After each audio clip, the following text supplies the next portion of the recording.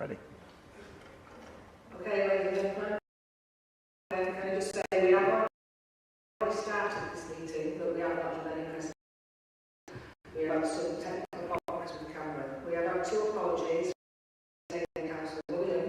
First application is for residential development at Featherstone Academy at Featherstone, and John Owens will do the presentation. Thank you, Chair.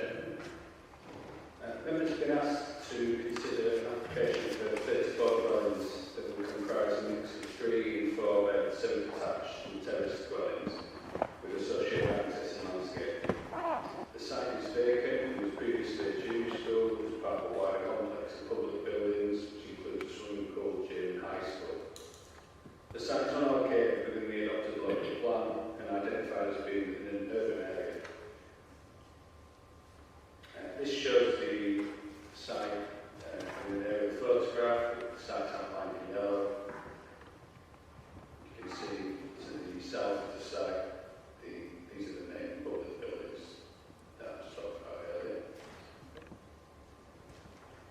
This photo, well, both these photos, they show the access to the site, which is from Wakefield Road. The main access from the road would be unaltered, and the access into the site will be behind this property here, as you can see on my cursor, will be about here. This is facing the site from Untitled Road. Shows a number of trees that are on the site, some of which will have to be removed to facilitate the development. These photos are of the north-eastern boundary, with the properties on Untitled Road.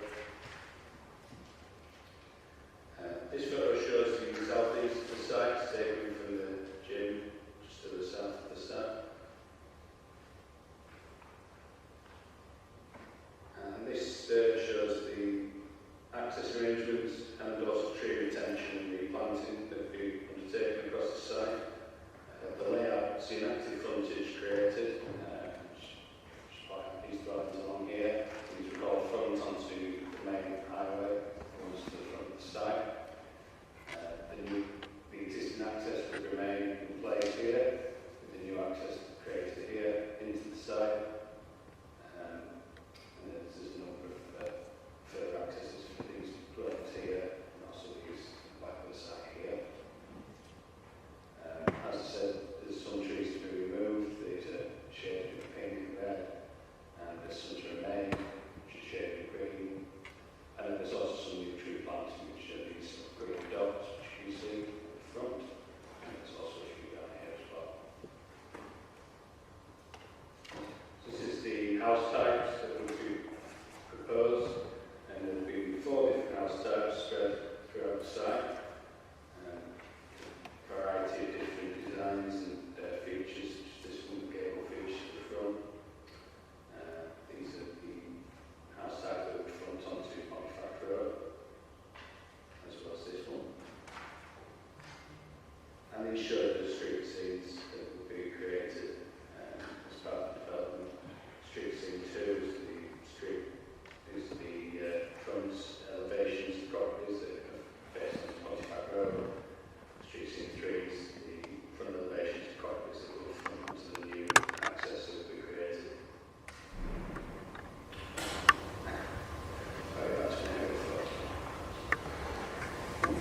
So 20 letters of objection have been received from local residents, including ward members. They're detailed in the case officer report.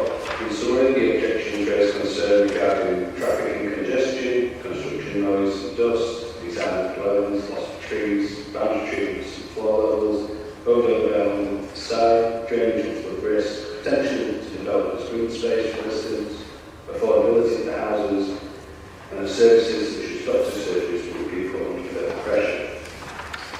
8 letters of support have been received, and in summary, the points made in support that the proposal will be good use of the land, traffic is unlikely to be significant, currently the site is attracting antisocial behaviour, and vandalism, new access will be named after the former teacher.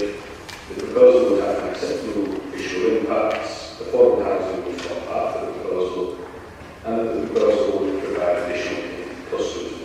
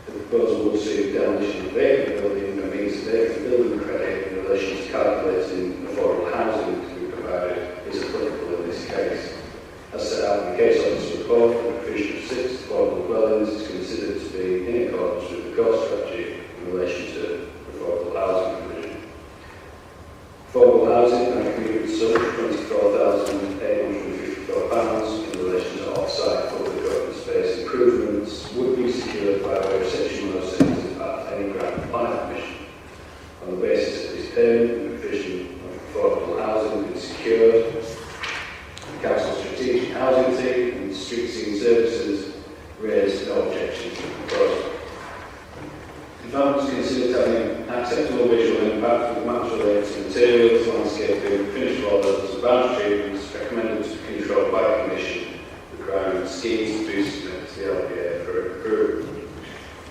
The scheme has been amended to accommodate trees with the pond site.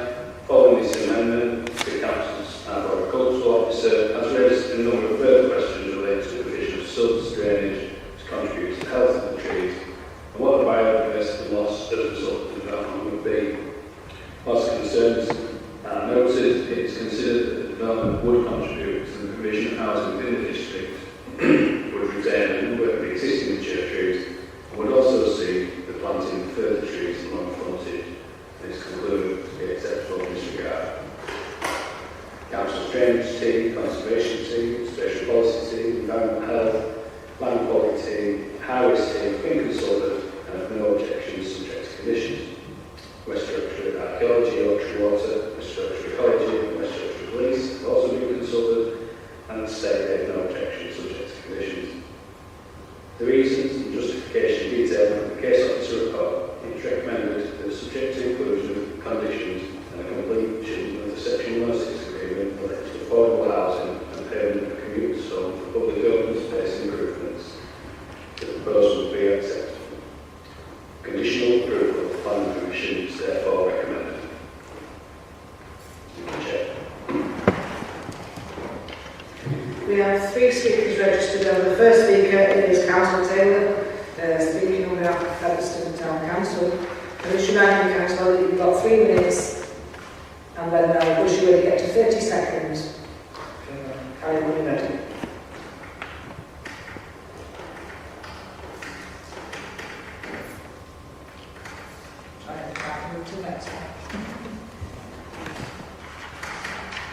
It did work last week, that it was about 2 weeks.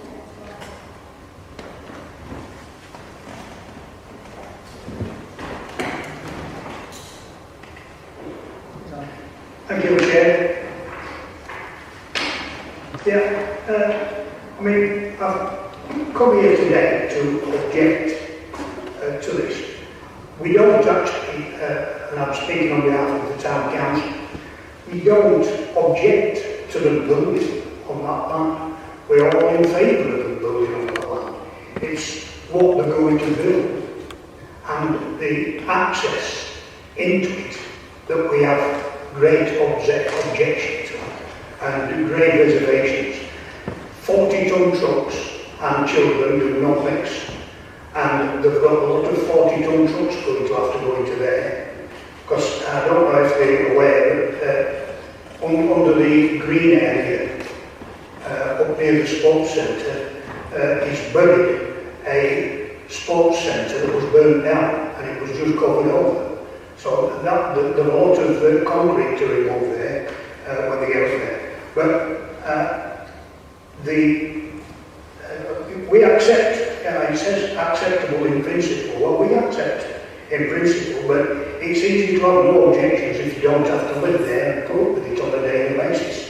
And your children don't go to that school and you don't use the sports centre. We would like to see houses built there, but the access up the road, we just find it just ridiculous. It is not safe road, and that is proven because 3 days a week we have to have speed cameras at the top of the hill to make sure that people aren't speeding, or, well, to collect money off them.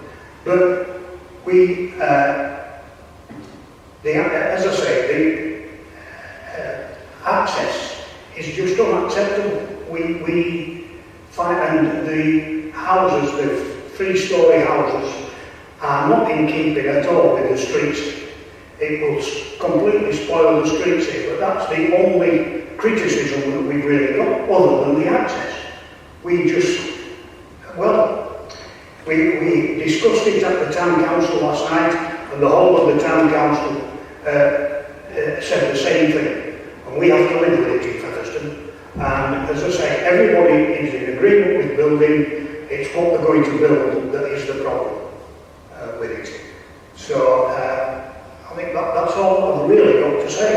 I mean, the only other thing is someone's put that they want to pick the name of the street that's going up there. Well, we can all think of 100 different names of teachers that have taught in Featherstone to go up there. So I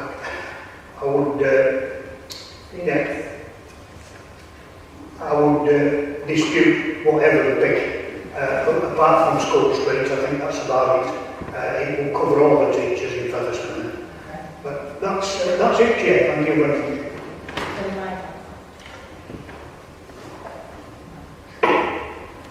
Any questions for Councillor Taylor? Councillor Starks?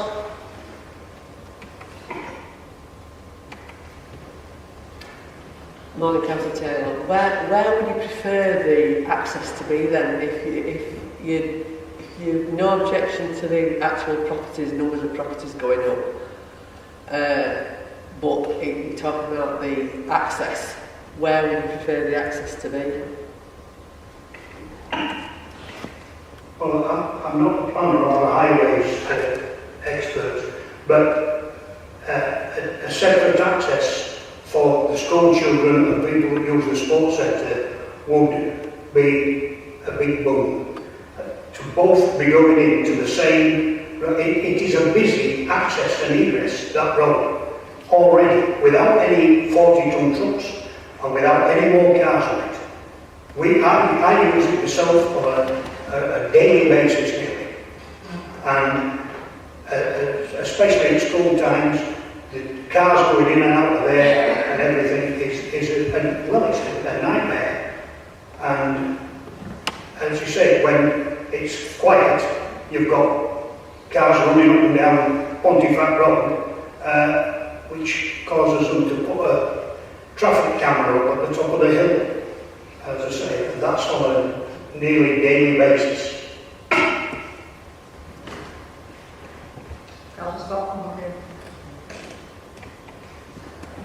And also when you're talking about the style of the properties, where the 3 tiers, 3 stories, what would, if we did it where there was the same number of bedrooms, but it were 2 stories, then there wouldn't be as many properties. And then more than likely the developer would come back and say we can't afford as many affordable houses. So what would you feel about that? Oh, it's not us that's designing the houses. I'm just going off, I don't particularly like 3-story houses in the Western times, but on that hill there, I just find that it would not fit in with the street scene one bit on that hill. But when I'm talking about affordable housing, if then the property developer came back and said, well, if you're declining this and we need to do it as 2 stories, but then we can't afford as many affordable properties, which we do need, how would you look at it then where we can't have as many affordable properties? Well, it depends what you call affordable properties. Affordable to who? Rents. Yeah. Social housing. Social housing. Yeah. Well, as I say, I'm not a planner. I'm just a man in the street, and I know what looks right, what doesn't look right, what's safe and isn't safe. And to me, I am totally opposed on the grounds of the access and egress into the properties and into the development. The rest of it, apart from the 3-story houses, I've no problem. Councillor Jones first. Thanks, Chair. I know sort of Councillor Scott hasn't hit that my sort of question, but I'm just sort of changing around a little bit. I do share your concerns about the access to the site. I go past that every time I was Wakefield and gone past it this morning. But I do obviously share concerns about sort of the types of housing that that could go on there. I do certainly share Councillor Scott's view that yes, sort of affordable housing does tend to be on 3 floors now. So that is a concern. So, but it does come back down to at the end of the day, sort of what is that look in that area in terms of the sort of types of houses. I know I'm actually going to John a little bit later with regards to the height of the properties. But it does come back to that if you are concerned about this sort of type of housing, and there's got to be something that comes back in terms of, what would you suggest instead? And likewise, I think we do have to look seriously at what the access is in that area. But in essence, do you agree that there needs to be houses on that site now, Councillor Taylor? Thank you. Yes, we've not got a problem with building houses on that site, apart from being too tall. But I mean, I hear some nice bungalows on there that look lovely, but that's not feasible. So obviously we have to come to a compromise. Councillor Smith? Yeah, I think, like my colleagues that have spoken before, I think we share quite a few of the Town Council's reservations, both in terms of access and in terms of the impact of what we can see on screen on the street scene in that part of Featherstone, which I'm familiar with, as I suspect most people are. Now, so, but also kind of picking up the answers that you've given and to some extent understanding those answers. Councillor Scott, I think, said to you, well, if that's a bad access, where would you put the access? And I think there were also questions about whether reducing the number of houses might affect the viability of the scheme, that kind of thing. So I think the question I'm putting is, if push came to shove, if we were to, if we as a committee were to largely accept the representations of the Town Council and said, right, this is a bad scheme for these reasons, and were to refuse it, if that then meant that the site wasn't sensibly capable of development, I think from the answers that have been given, that's obviously a possibility. So if the result was that for practical purposes it ruled out development, would that be an outcome that was, from the Town Council's perspective, a better outcome than a bad development? If that was the choice, bad development or no development, would you settle for no development? One of the big problems that we've got on that site that makes it is the eyesore of the old school that needs knocking down. It's a blot on the landscape, is the old school. So, what you're saying is, do we get rid of one eyesore and put up another eyesore? And I'm not the person to make that decision. But I can't help thinking that with a little bit more thought and a little bit more planning and looking into it a bit more, I think a suitable arrangement could become reached. I mean, the entrance itself could be widened, could be made bigger. As it is now, I mean, there's a zebra crossing on the entrance as you go in. So, that's straight away. It's all about safety. And that's where we're coming from, basically. The other stuff about the height of the buildings and that is just secondary to the safety of our children in Featherstone and the safety of people up and down that road. Thank you, Chair. Thank you. Any further questions, Councillor Taylor? Thank you, Councillor. I'll ask you to leave when we have the debate. So once we start the debate, then I will ask you to leave. Our second speaker is candidate Williams. As you've heard, you've got 3 minutes, and I'll remind you when you get to 30 seconds. That one, it will help. It's working now. Hi, my name is Mandy Day. I'm the technical manager at Orion Limited. Firstly, I'd like to apologise for any confusion with the application name, which should be former technical college. I know that there were a comment on the system about that, so apologies. I think it's just an admin error. So, with reference to the road safety issues, I'd like to address and to try and satisfy people's concerns. We've had a full and in-depth transport assessment prepared by an independent consultant which investigated the existing accident data in the area. The assessment shows that there were 4 accidents in the last 5-year period, and none of the accidents that occurred on the junction with Pontefract Road are none of those it's regrettable that any accident occurs. Having reviewed the accidents in detail, there's no evidence to suggest that any of the accidents can be attributed to the junction that we're proposing. The report also concludes that from the work undertaken, there is no reason on a highways or transport grounds why the development site should not be granted approval. The Highways Department itself was consulted and didn't raise any objection in terms of road safety. With this in mind, I think there's no reason to refuse the application on these grounds. We have had support from the local public, as the Town Council mentioned. They've rallied support group that want to name the street after a local teacher. I think it's a great idea and shows that the local community does support the development.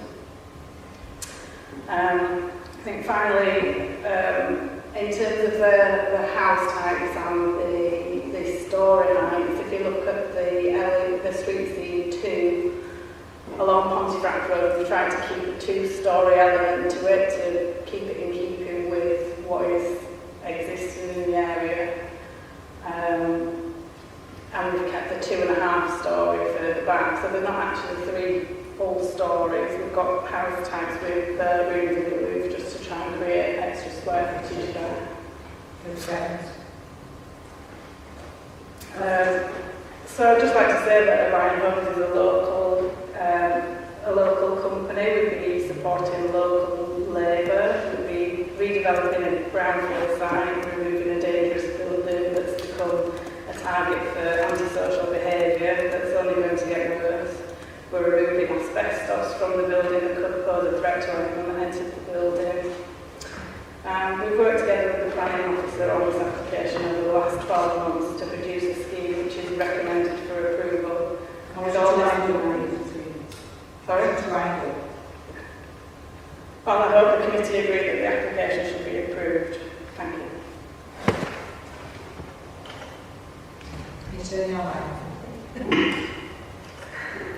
Any questions today? I'll go to Councillor Jones first. Thanks, Chair. Councillor Taylor made a comment about the site after the fire, which is almost 16 years to the day that took place. And the site was just sort of based off, it will be, I suspect, some sort of concrete base still there. What sort of mitigation plans has been put into place for removing that in order to build these houses? Thanks, Chair. We've got a full remediation strategy in place. We've got a professional demolition company lined up to demolish the building to a satisfactory level and get any voids or underground structures taken away. Councillor Hayes.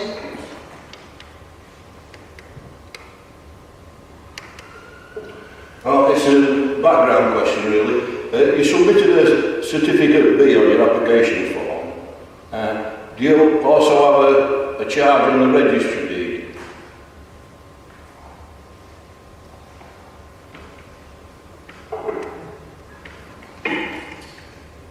I'm sorry, I don't understand the question.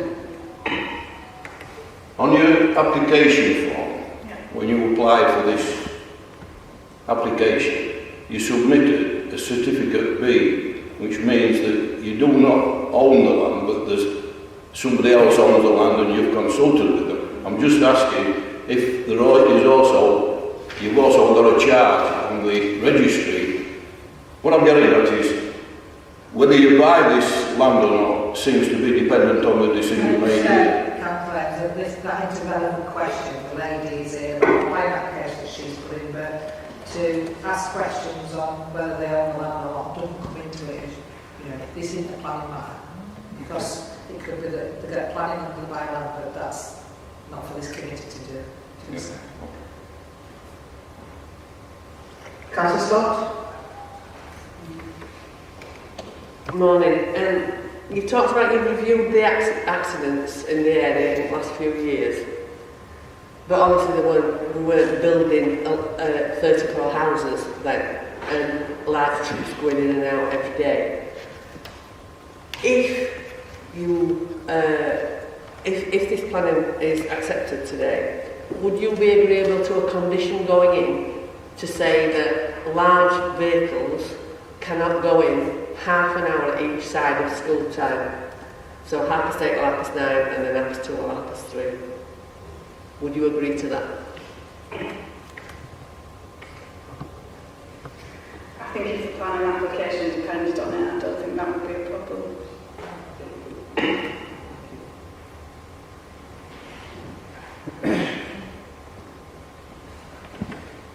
Another question, the properties that are at the front that have not got garages, I've looked at, there's a number of properties that don't have garages.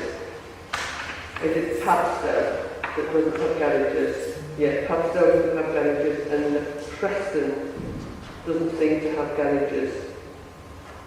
And they're not big houses.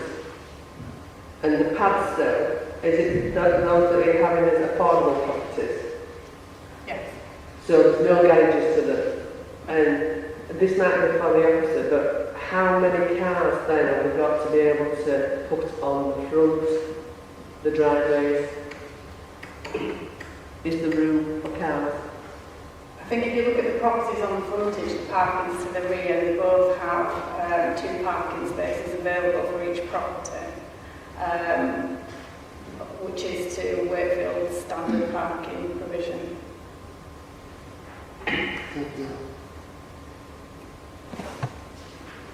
Councillor Wesson? Thank you, Chair. Just to clarify with the housing, the height of them, are they 3-storey or 2.5-storey, which the bedrooms are in it's a lot of space in the room, and is it the 3-storey or 2.5, which I'm saying, is it with the landlines and, it goes down lower, so that's where it looks like it's a 2.5, 3-storey building, because of, like you've got one here and one here, so it's higher. Yeah, so if you look at the house type on the screen, that's a 2.5-storey because we've got the windows in the roof, so the room's actually in the roof line. They are taller than the 2 stories because of the pitch of the roof. We've set these to the back of the site, and the site naturally slopes up from the entrance. So we've got them down at the bottom going up, and then when you get up to the top, can you show the site plan? Sorry. The row at the top that are backing onto the sports field, they're 2-storey, and the ones next to them. So as we get further up the hill, yes, we've gone back to 2-storey, and all the 2.5 stories up to the rear end of the side. So there's no 3-storey, it's 2-storey with accommodation in the room.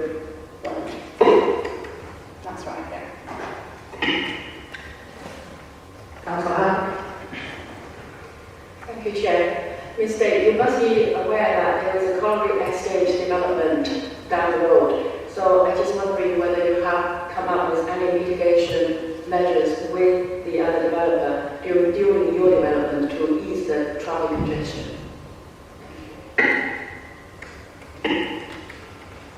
No, I'm sorry, we haven't. I believe this development's been ongoing for a while. It's close to completion, if it's the one that I'm thinking about. But no, I'm afraid we haven't. Councillor Tenkin? Thank you, Chair. Just looking at this map on here, Camden,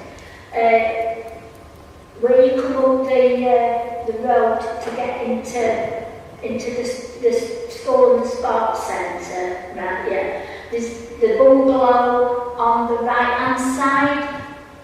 Not that one. This far one, John. There. Yeah.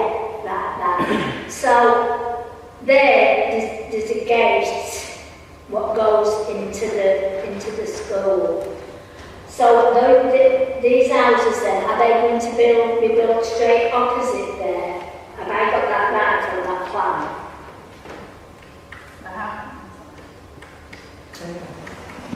Oh, sorry. Sorry, the houses that, if you look opposite that bungalow that you're talking about, they would side on to it. Yeah, so we're going to be opposite that, and then opposite, that's the caretaker's bungalow to the left, to just come in. Isn't it? Yeah. So they're going to be opposite them, then opposite that bungalow there. Which houses are them, please? There. What type of houses are those? I believe that, oh gosh, I can't remember. John? It's too small, I can't see. I think it's Pastor. The pastor, so they're going to be affordable. No, They're going to be affordable, they're going to be the side elevation that will be facing, but they're not identified as affordable units. Yeah. The two-storey though. The two Yeah. these are the tops of the affordable units. Right, thank you. Councillor Smith? Thanks, Chair. At the moment, the access from the main road into the school is a private road, I think. Would it carry on being a private road, or would it become public highway?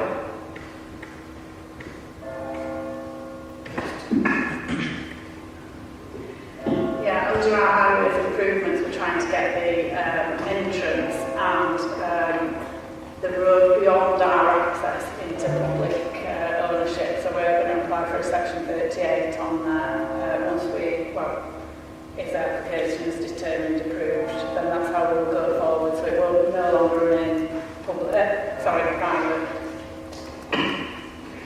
So there's a possibility of a gate somewhere a bit further up that roadway than where the junction is shown with the with the entrance road and the side road into the estate.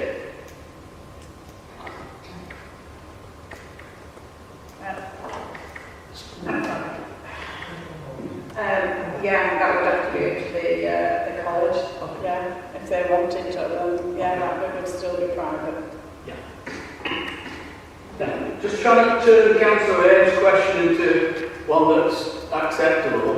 Would the developer have control over all the land within the red line?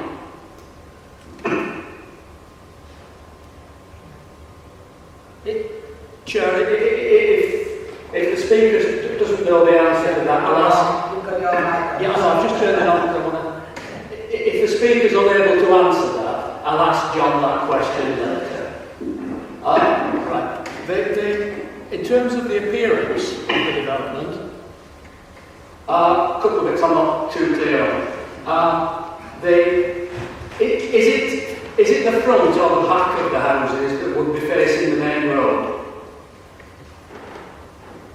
It's the front onto Pontefract Road. And there are lots 1 to 4 that side onto it.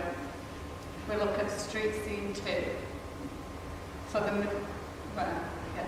they would all front on apart from lots 1 to 4 that side on. So we're not turning our back on Pontefract Road.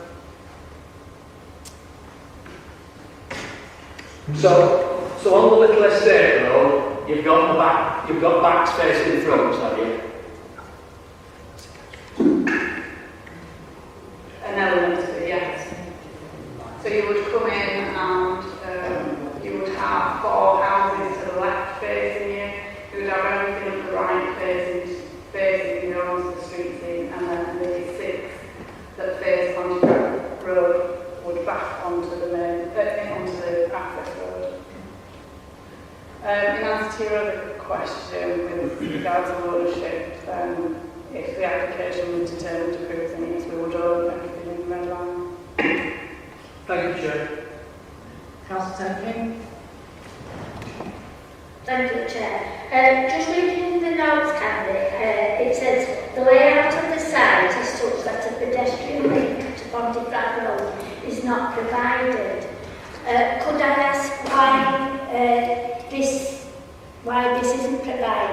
bearing in mind that my colleague over there, with the safety aspect, surely it would be safer if a pedestrian access was done so the pedestrians can get onto Pontefract Road, whether they want to walk into Pontefract that way or into Featherstone the other way.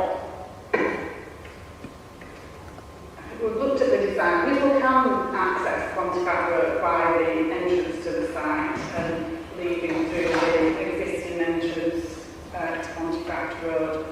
I think that refers to, if you look at the grassed area at the front, we were proposing to put a pedestrian link in there, but because of levels, we've been unable to achieve it.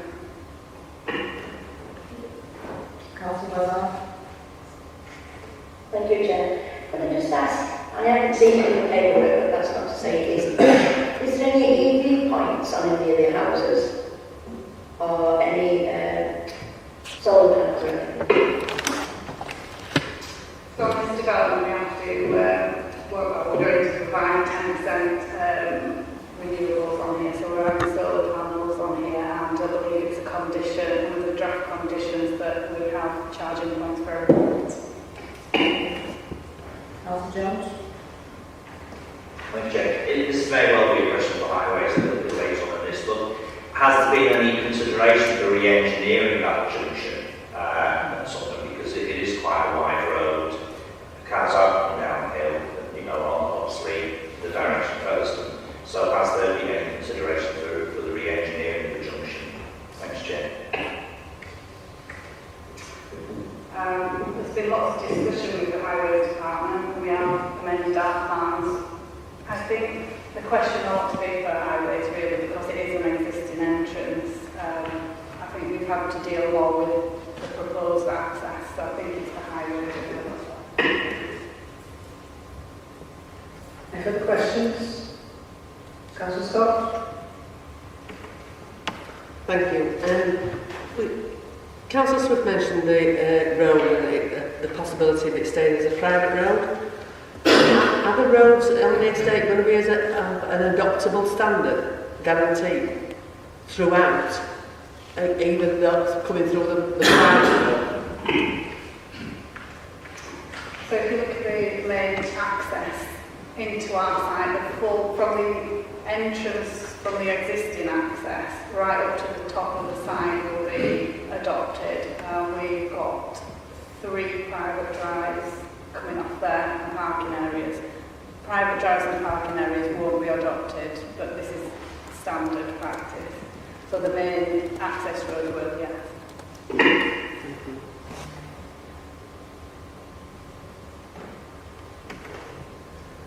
Unlike a few other councils in here, I've got concerns around the style of the houses, but I've also got concerns about the size of the properties. I mean, I'm looking at the Preston one here, 5.5 metres by 8.8 metres over 2 floors. It's got 3 bedrooms. What size are bedrooms?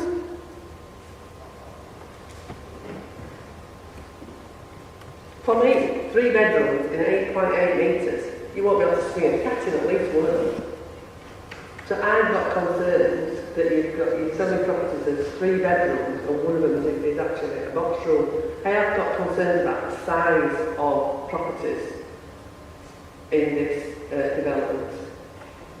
Is there any way that we can look at it and realign some of the, make it into a 2-bed property instead of pretending it's ready? I think the house tax that you're talking about, the Padstow and the Preston, the Padstow has been accepted by the affordable housing department, and they've seen the plans. It is a smaller house type, but it will imagine be let to a small household. And the Preston is one of our better selling house types, so we've not had any complaints about the bedroom sizes. It is a small house, but people need a range of houses. Can you actually get a single bed in a small bedroom or not? What's the dimensions of the small one? Sorry, can't. You can get a single bed, and I think it's... with a wardrobe and yeah. chest of drawers. Mm-hmm. Yeah. So you can get in the single bedroom, you can get a single bed, a wardrobe and a chest of drawers.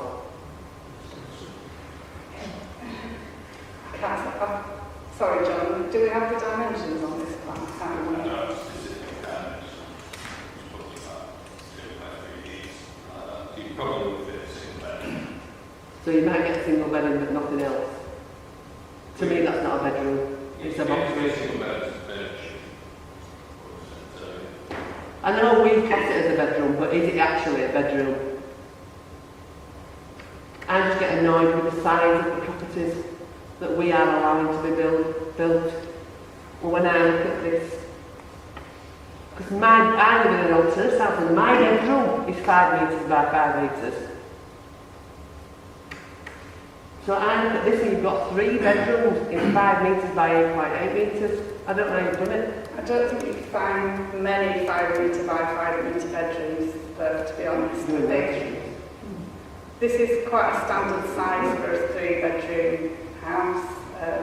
We've not had any complaints before, we've not had anyone from the council raising it. Yeah, I think it's a standard size for a 3-bedroom.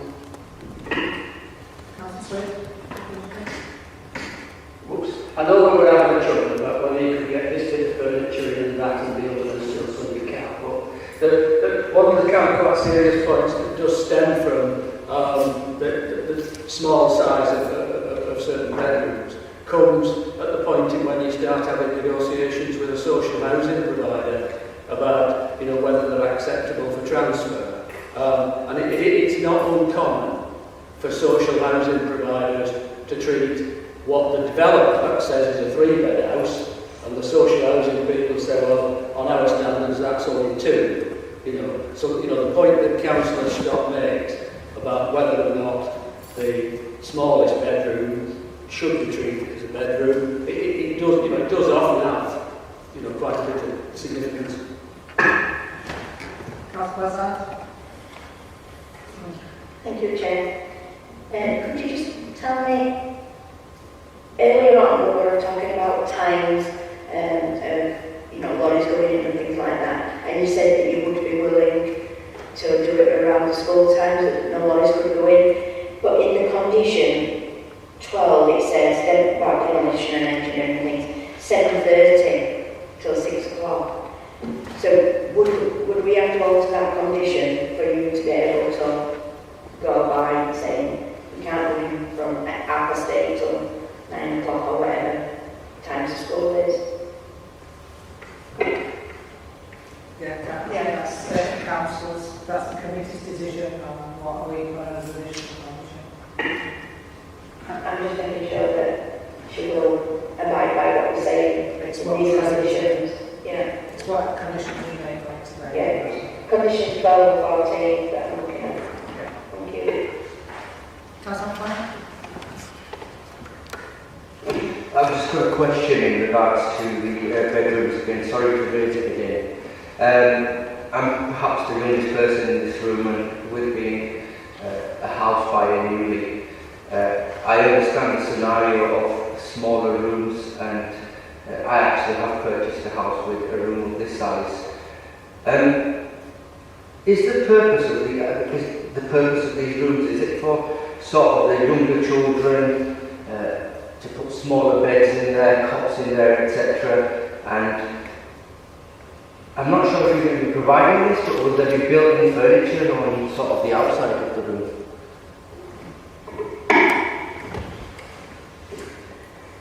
So the room is big enough for a single bed and a piece of furniture, so it's not meant as a nursery or somewhere just to put a cot.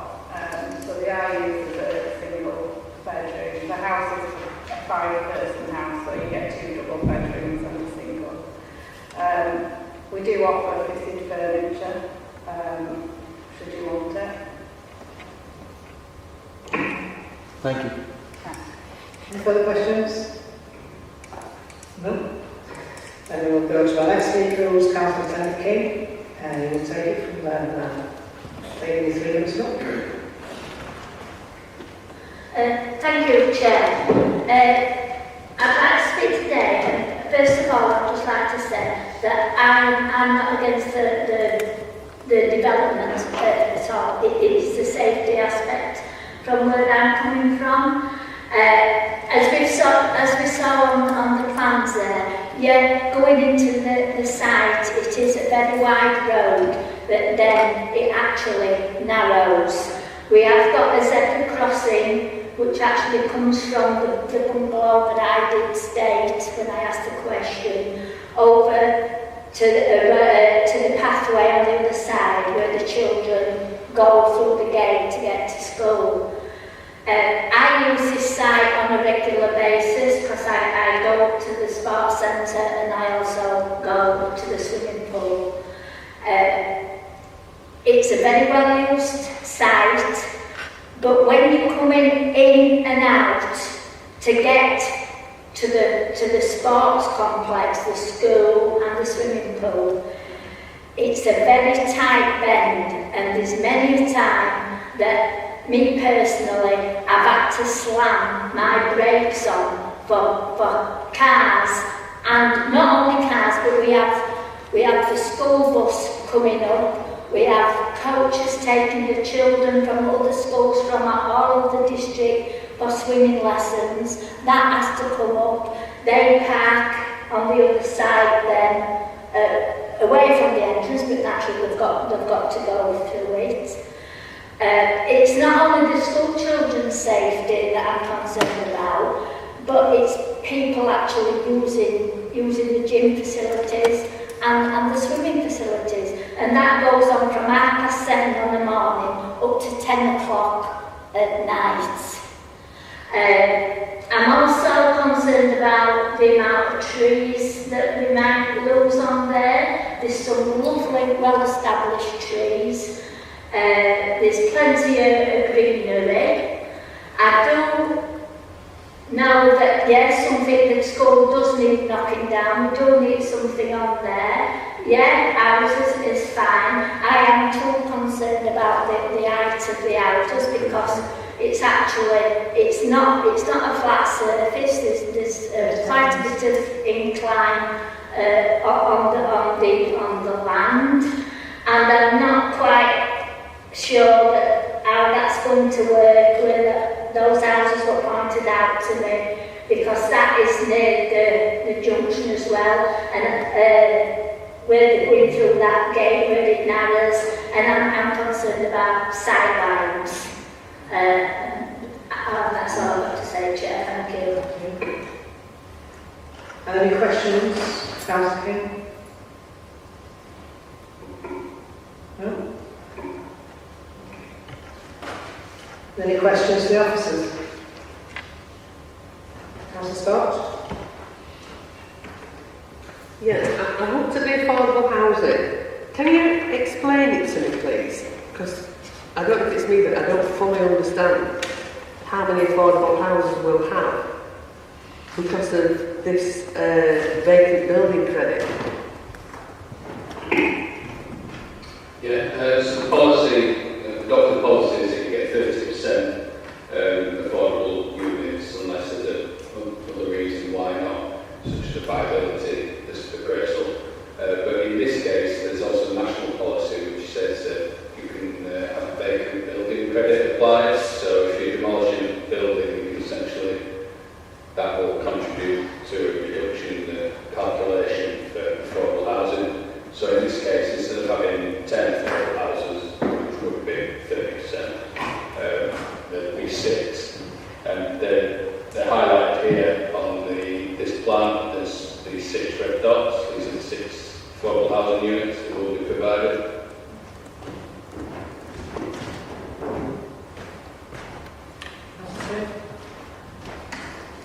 Is there a conflict between this provision that you were just talking about, which appears to incentivise demolition of existing buildings because it significantly reduces the cost factor of providing affordable housing?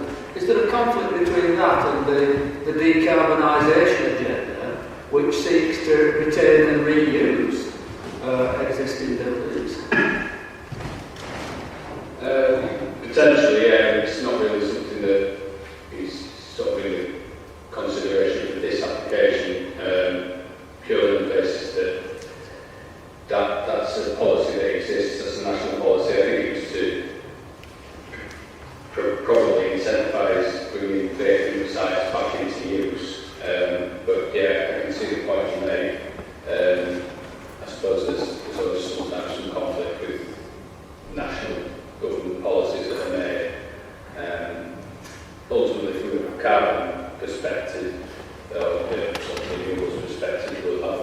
new development which will have some on-site renewable energy and also electric vehicle parking spaces. So there will be some measures put in place which the existing building wouldn't be providing if it wasn't brought back into use. Thanks, Joe.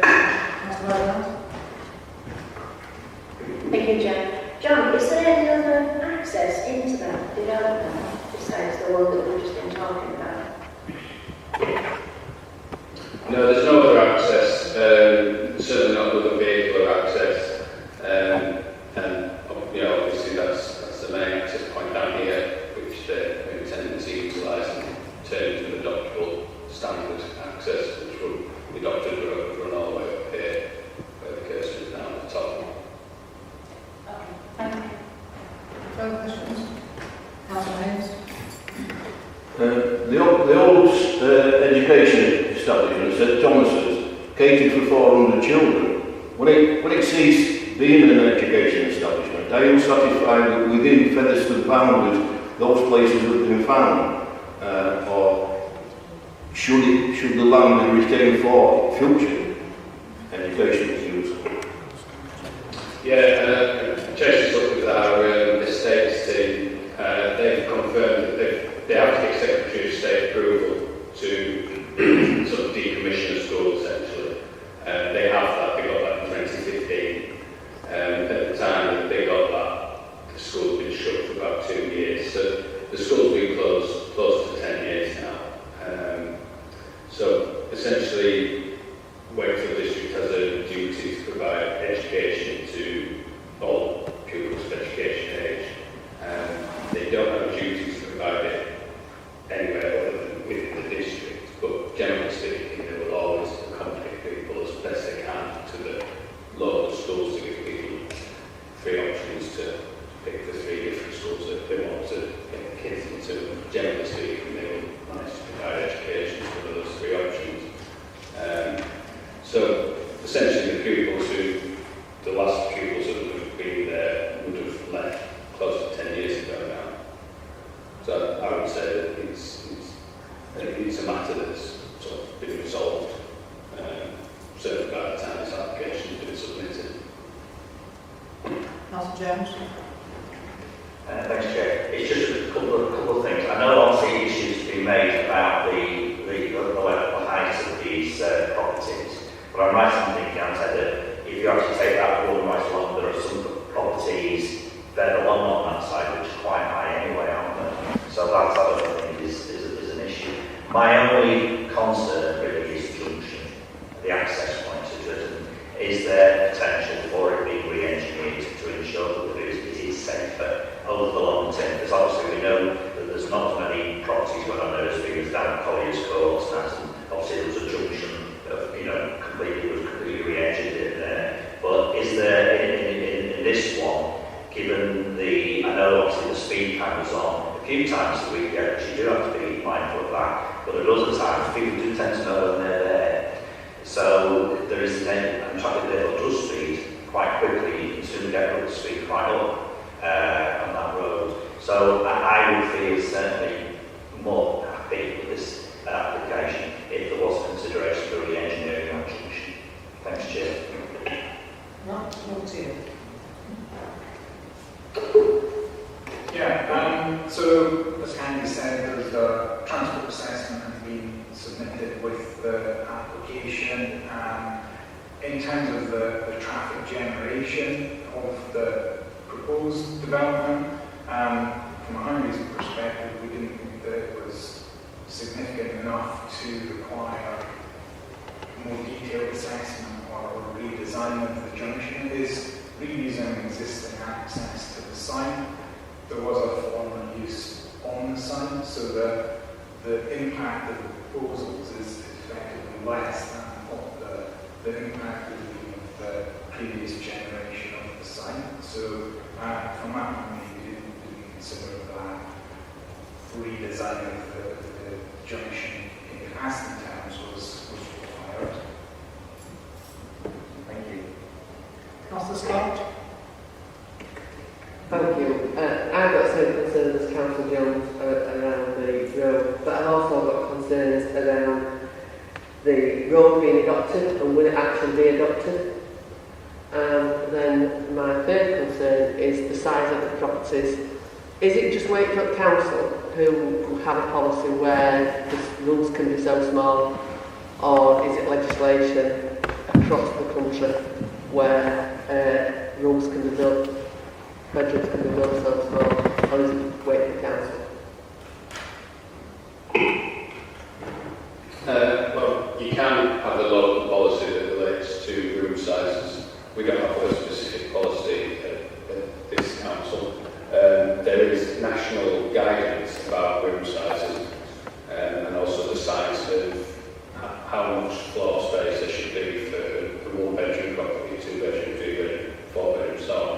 So they meet the sort of national floor space recommendations and guidance. In terms of the adoption roads, I'll just double check that the legal condition in place would ensure that there would be a scheme that had to be submitted which meant that the roads would be up to an adoptable standard.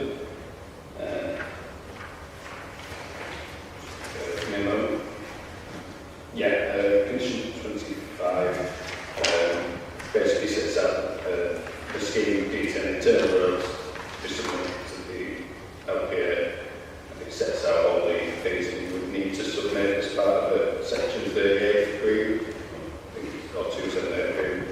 Whichever agreement you have to do with the Highways Authority to get them to adopt the road, you would have to also probably produce the same standard of detail to discharge condition 25 as well. It might be in the condition, but I'm coming across so many now in my ward where the roads aren't being done to an adoptable standard, even though it's in condition. So I am really wary of that.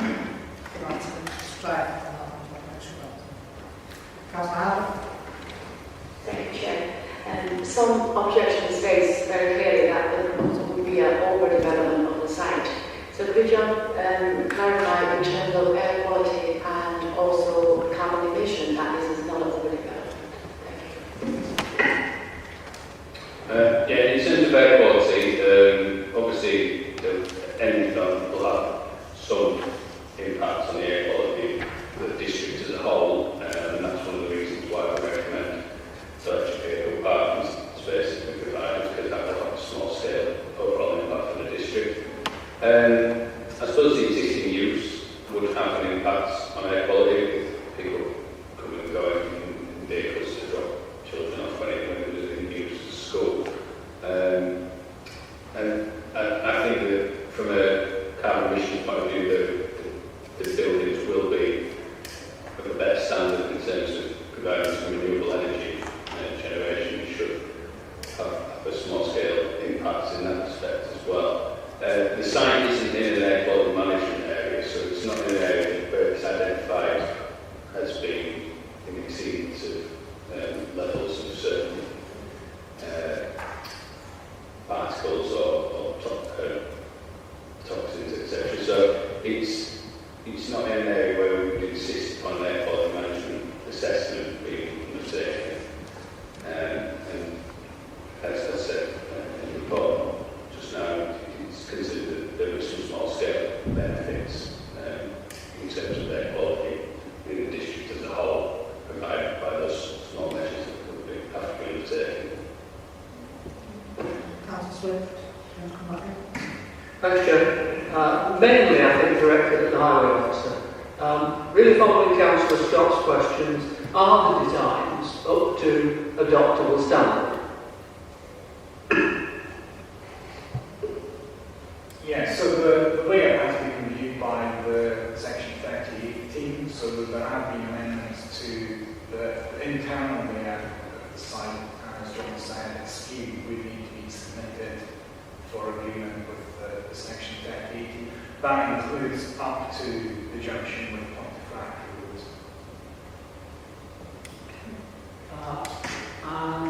I think still with the highway officer, does the public highway come right up up to the boundaries of the front yard. This is on the Pontefract Road side.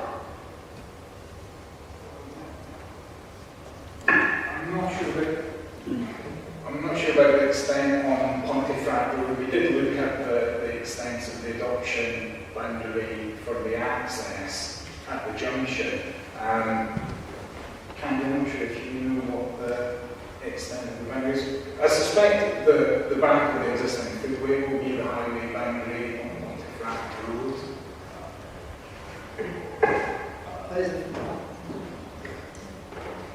Yeah, there's a footpath all the way on there. Okay. What the plan shows, I'm not sure I can read it in detail from this distance.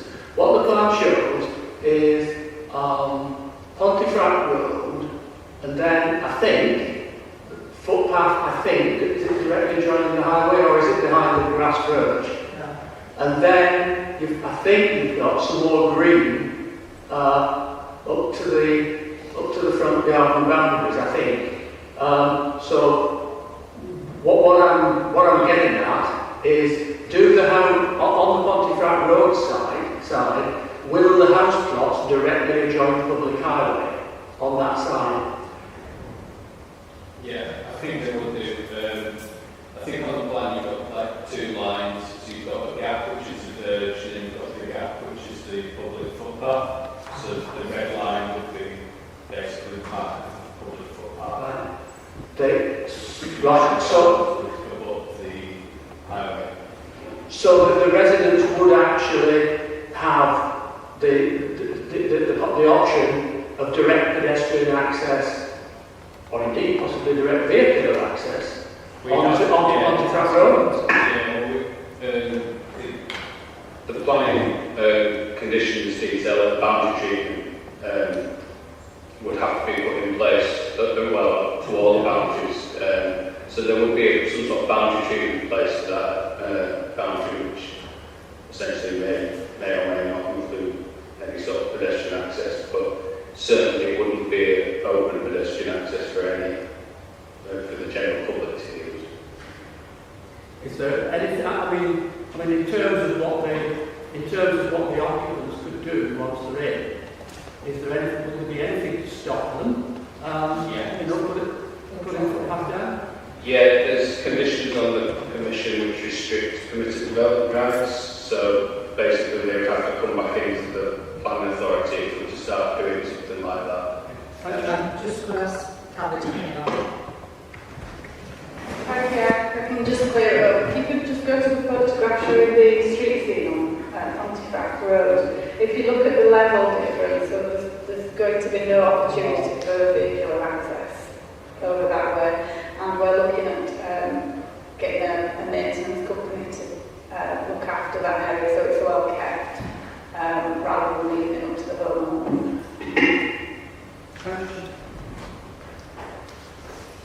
Councillor Hannah? Thank you, Chair. It's a point of clarification really. Pontefract Road, to this development site, there is a wall which, if I read this document right, that remains the responsibility of Wakefield Public District Council. Again, if I've read it right, there's a space, a greenery, trees on, and then there's fences denoting the boundary line of those properties facing onto Untitled Chapter. The question is, for clarification, it says in here that the wall will remain the responsibility of Wakefield Council, and the tenants or owners' boundary is the fence. The bit between the grass bit, whose responsibility will that be in future times to maintain?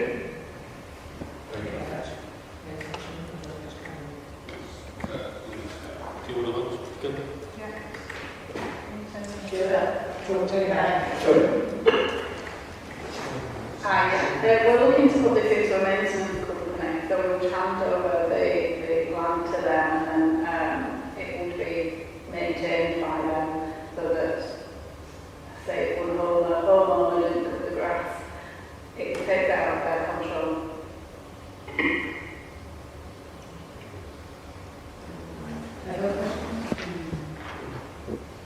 No? Now, so the officer's recommendation therefore is for approval. Do I remove? Move the chair. Seconded? Chair. All in favour? Can I just stop you there, Chair? There was some discussion about changing the two conditions. When you put forward a proposal, you have to put forward a proposal with the conditions and then vote on that.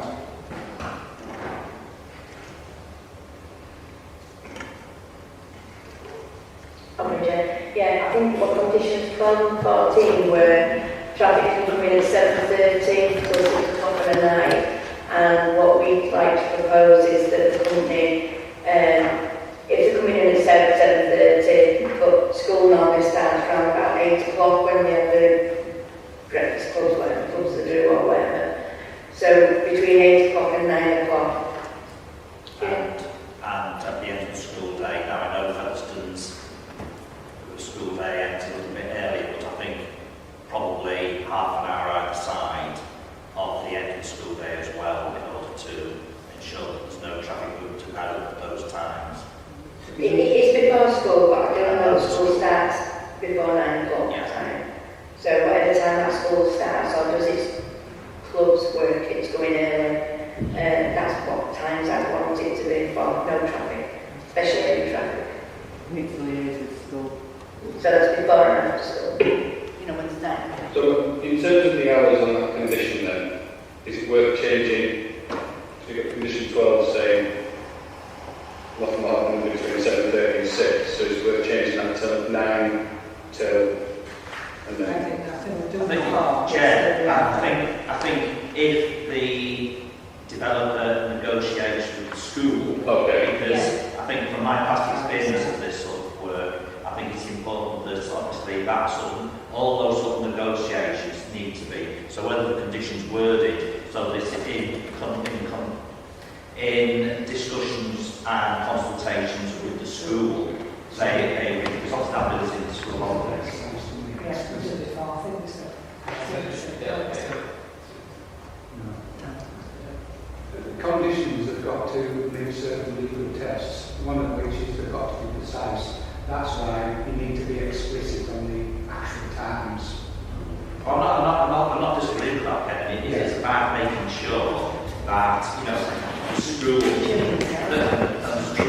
therefore, it's then to be in discussion with the school, because we don't know what their times are. We can sit here and say that. So are you suggesting leaving those conditions at those times and then saying, discuss it with the school? That seems a bit... No, what I'm saying is that we do not know at this point in time what school day is. So therefore, something needs to be sorted. As it is, that relates to the actual work and have an additional separate condition relating to construction deliveries. But obviously the time that would certainly be agreed. 14 is the construction.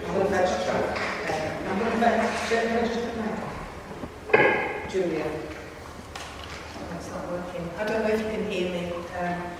Normally when the committee reach this point where there's some discomfort with the wording of the condition, we'll take it away and discuss it with the service director and agree a suitably worded condition and take it through delegation. Would you be comfortable with that approach so we can split the two out? Yes, right. As long as there's no heavy traffic coming through at school start times and finish times, I think we'd all be happy on that. Yeah, I think we've done that before on one other issue. We were working in school, I think Angela's done it because of the West End.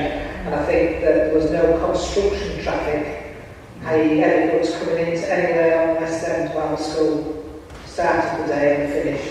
So I think that's It's the heavy deliveries, isn't it? Rather than people on site working and It's purely deliveries. It's pure deliveries. In our experience, you know, when the developers do come in, they seem to do whatever they want, whenever they want, and by the time we've got it reported and enforcement has gone out, that part of the job's finished.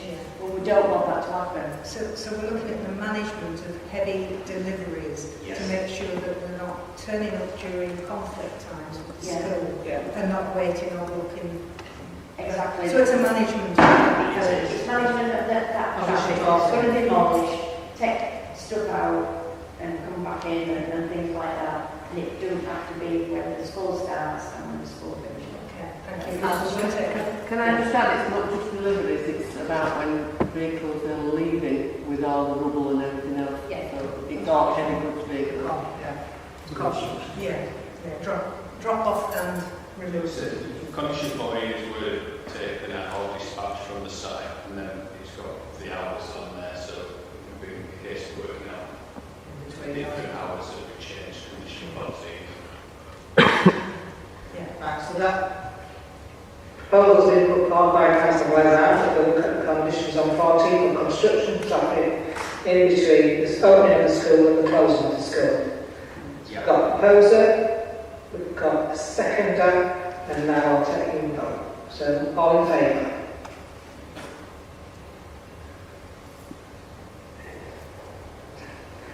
And that is carried with the extra conditions on that we look at construction traffic during school hours. Yeah, was nobody that voted? No. Against? Was it unanimous? I count to that. Yeah. There you go. Is that right? Yeah. Yeah. Thank you very much. Just tentative, Chair. Yeah. Just go and let James know we're in between items. Yeah, so we're going to have a quick break for 5 minutes as we are running a bit late, so if you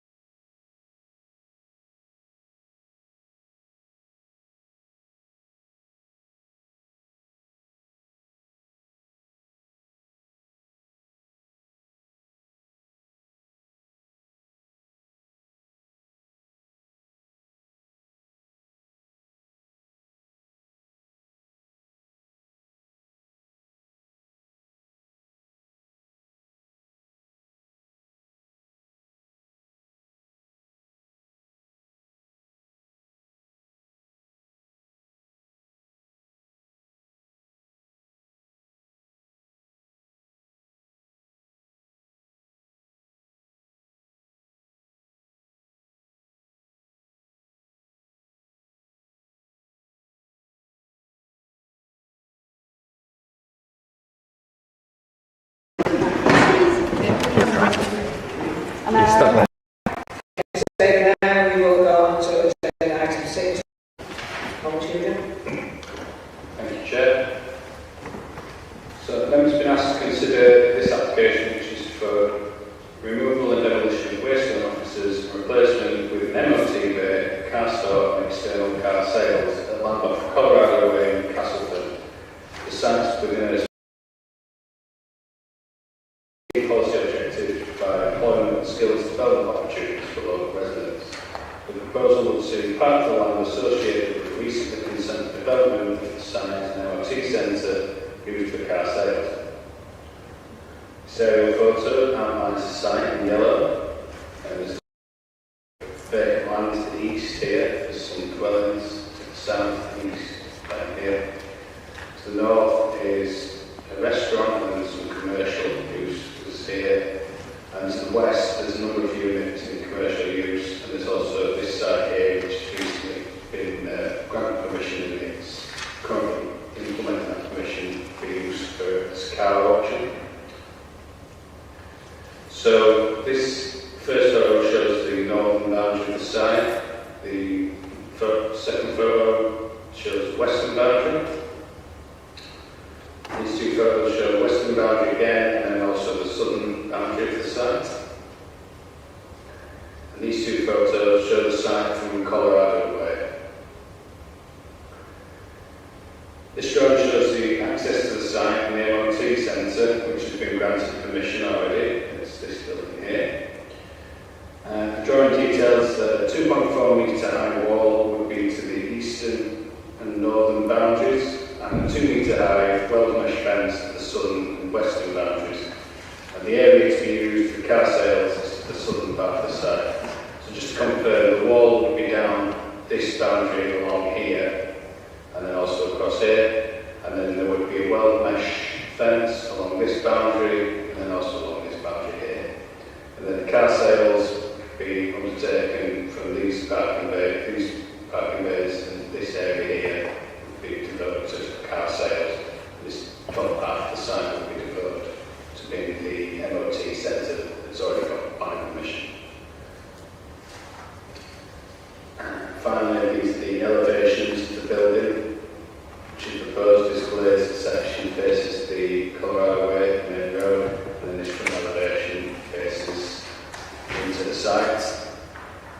And this actually faces into the rear to the north, faces the restaurants to the north of the site, and this faces land to the east that's currently vacant.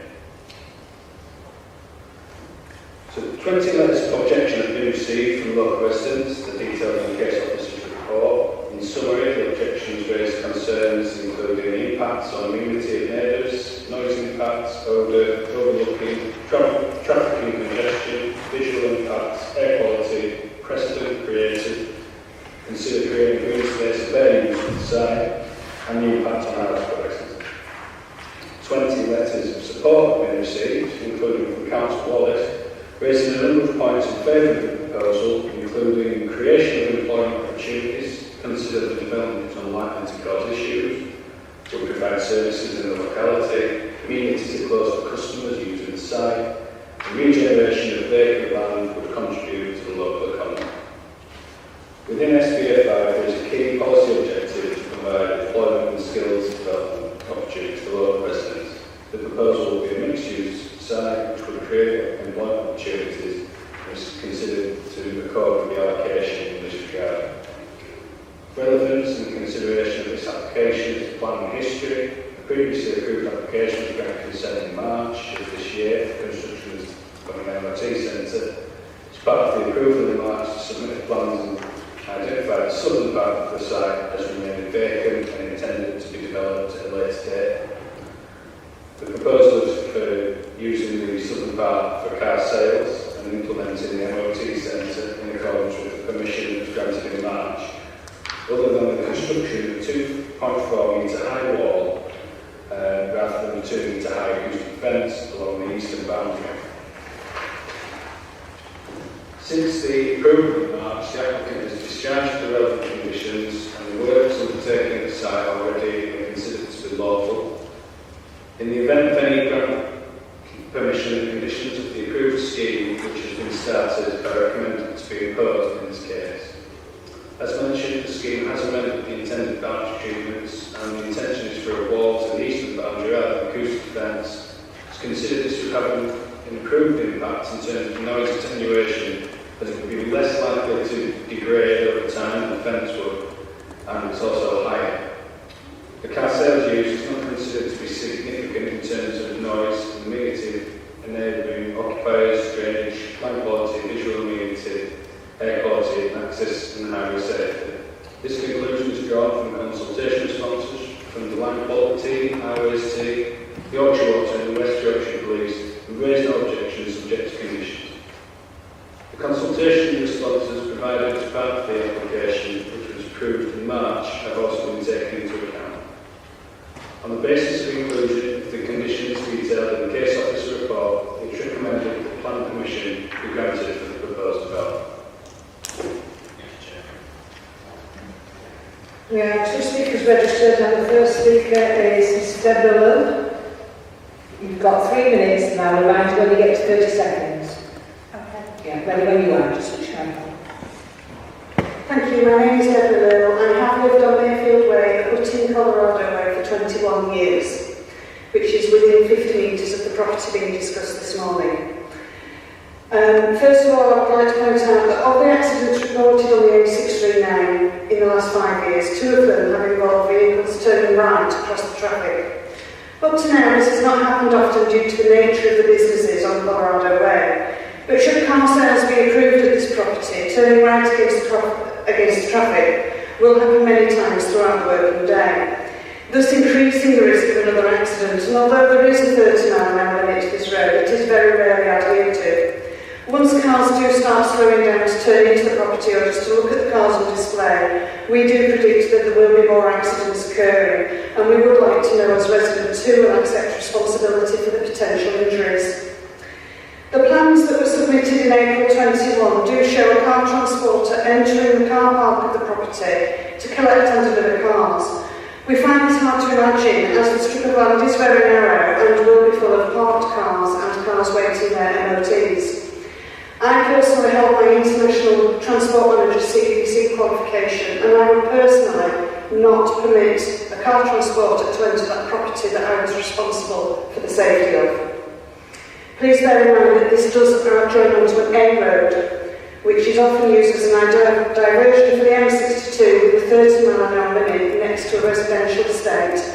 Having a vehicle transporter turning in and out of that property is potentially very dangerous.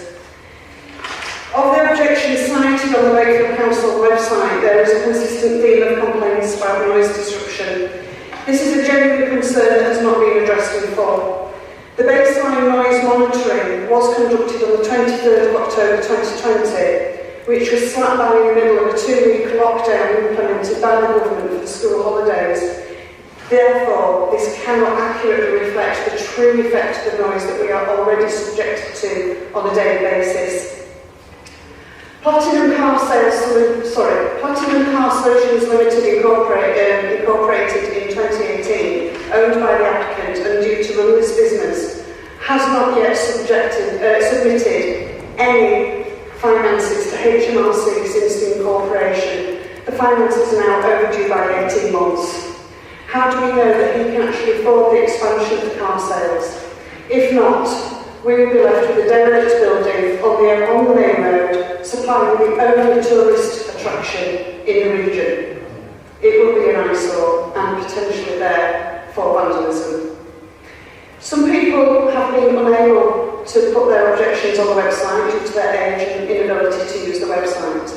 They have asked me personally to let you know that they wish to object because they are scared. They are scared of the accidents. They are scared of the increase in traffic, and they just want to sit in their garden and listen to their flowers. Thank you. Are there any questions for Mrs. Rowe? No? Councillor Harvey? Thank you, Chair. Thank you.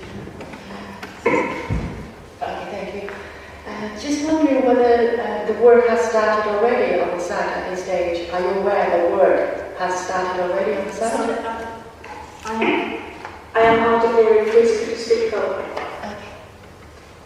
Can I just ask you, are you aware that some work has already started on the site? Yes. What work has started? We are aware that an oil sump has been fitted underground, the land has been tarmacked, a porter cabin has arrived on site, and every day there is daily use of vehicles coming to and fro, and we have seen security guards at times, not permanently, and we have also seen workmen there, although behind the walls we can't see what it is they are doing. Any other question? No? Our second speaker, therefore, is Mr. Roberts. No, you've got 3 minutes and we'll remind you please. Thanks, Chair. Members have previously granted permission for the MOT testing facility to the left-hand side of the site. At that point, some members queried what the long-term plans for the right-hand side of the site would be. It was mentioned by the applicant that he would seek to bring forward a use which would strike the appropriate balance between financial viability and protecting neighbouring living conditions. It's considered that a car sales facility is the ideal use to satisfy both of these criteria, as it would result in job creation, would contribute towards economic growth, and would not result in any noisy or disruptive activities at the site. The proposal was also discussed with local councillor Tony Wallace, who agreed with the applicant that car sales would be the least disruptive option. Councillor Wallace's support provided reassurance that this would be a suitable solution given his extensive experience as a member of the planning committee. This would be a small-scale operation with only 23 car sales pitches. In the initial application, when the contents of the traffic survey were discussed by the council's highways officer, it was stated that the car sales would generate the least traffic to the site, with an addition of only 4 to 6 vehicle trips per day. The applicant takes public safety very seriously and has numerous health and safety signs around the site, even though they are not legally required to do so. It's considered clear that the addition of the car sales element would not impact on vehicular or pedestrian safety. During previous meetings, objectors have made a series of inaccurate accusations regarding the site and my client. These were then reported in the local press and caused great distress to the applicant and his family. At this stage, my client would like to highlight a few key points to head off any similar scenarios. Firstly, the site contains a portable building to be used as a welfare unit during the construction process of the site. This does not require planning permission, and the applicant wrote to the council prior to arriving on site. Secondly, when a number of site notices were ripped down around the site, the applicant contacted the council immediately so as to ensure local people were fully aware of the scheme. The applicant has acted with complete integrity throughout all of the applications of the site.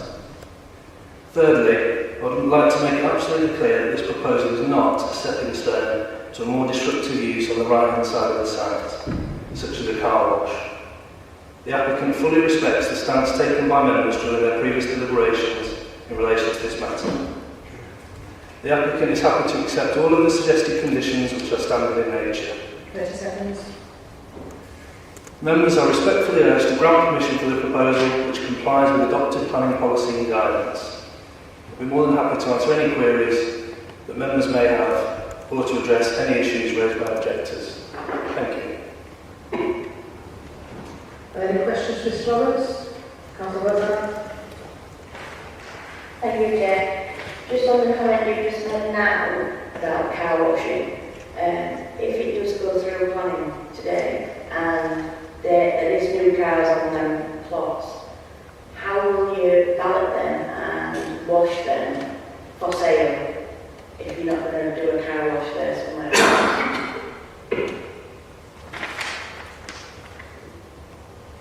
Yeah, it's envisaged that will work like any other car sales unit, so there would be an intermittent need to wash cars, but it's not akin to a car wash in the sense that there'll be regular washing. The car will be washed. It won't be open to the public. Exactly right, yeah. So the cars on display will be washed to keep them clean. I don't know how often they're done, once a week or whatever it might be. But certainly not. It wouldn't be used as a car wash for people to drive. It won't be used as a business car wash. Absolutely not. Can I go back to The second question is, you've just said about the car transporter. In your opinion, and I've got the highways as well, can you actually get a transporter into that space and decamp all the cars and things like that and get out safely?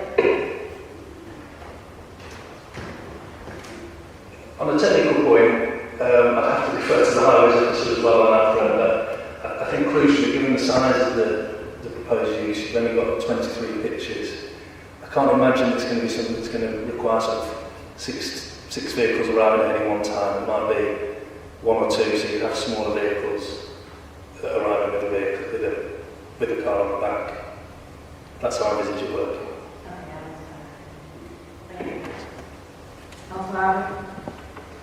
Thank you, Chair. Ms. Roberts, this committee has refused the original application for the MOT bay, car wash and car store and external car sales at the time. So the second application was approved. That is the one for the MOT bay. But now you are coming back with the application now to wanting to restore the car stores and car sales, but without a car wash. But these applications are very, very much alike. So on what ground do you think that the committee today will approve this application very similar to the original application you put in, bar the car wash?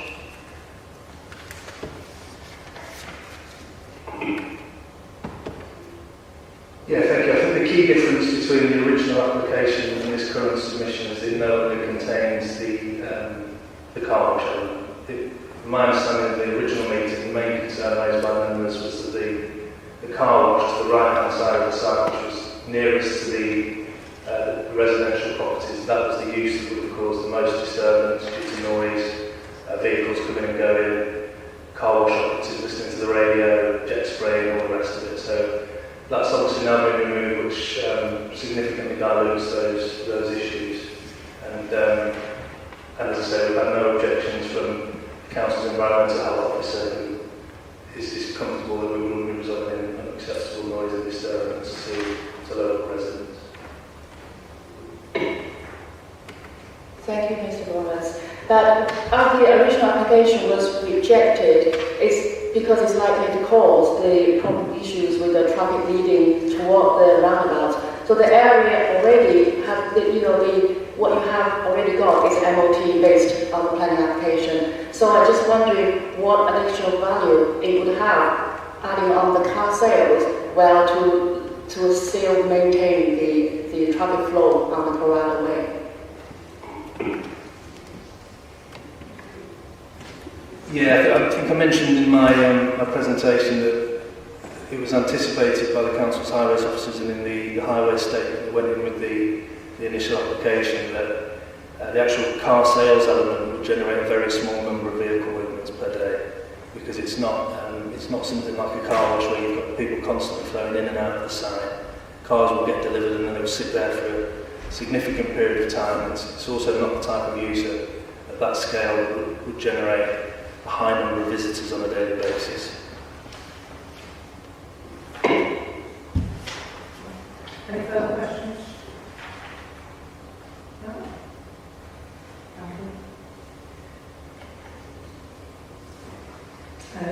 The officer's recommendation is... Sorry, question to officer. Officer, sorry.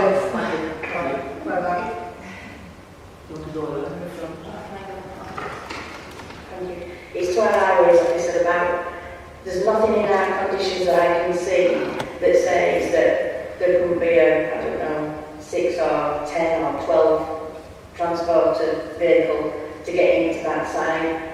There's nothing there to say it's only can be a 2 or a 3 transporter wagon. Now I'm no expert on highways, so that's why I'm asking you. Is there enough sufficient room if there was a big transporter to come in to be able to get in and out of there? Or do we need to put it as a condition that it has to be a small transporter? And I suppose how legal can we do that? I think based on the plans that have been submitted, they have provided swept path assessments of the layout for refuse, service and delivery vehicles. They weren't articulated, your articulated transport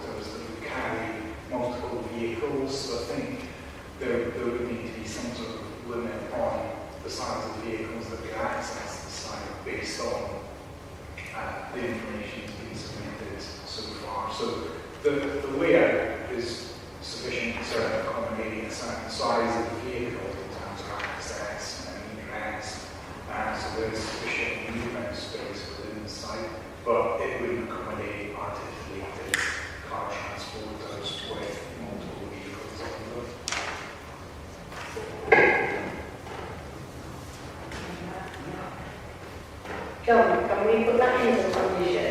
So I'm quickly looked through and I'm really using it, but there's nothing about it. I always say yes, there's vehicles and refuse wagons and things like that can get in. But I'm really concerned if, you know, when a transporter came with, I don't know, 8 or 10 cars, can we make it so it has to be a small transporter to come into that, to make it safe?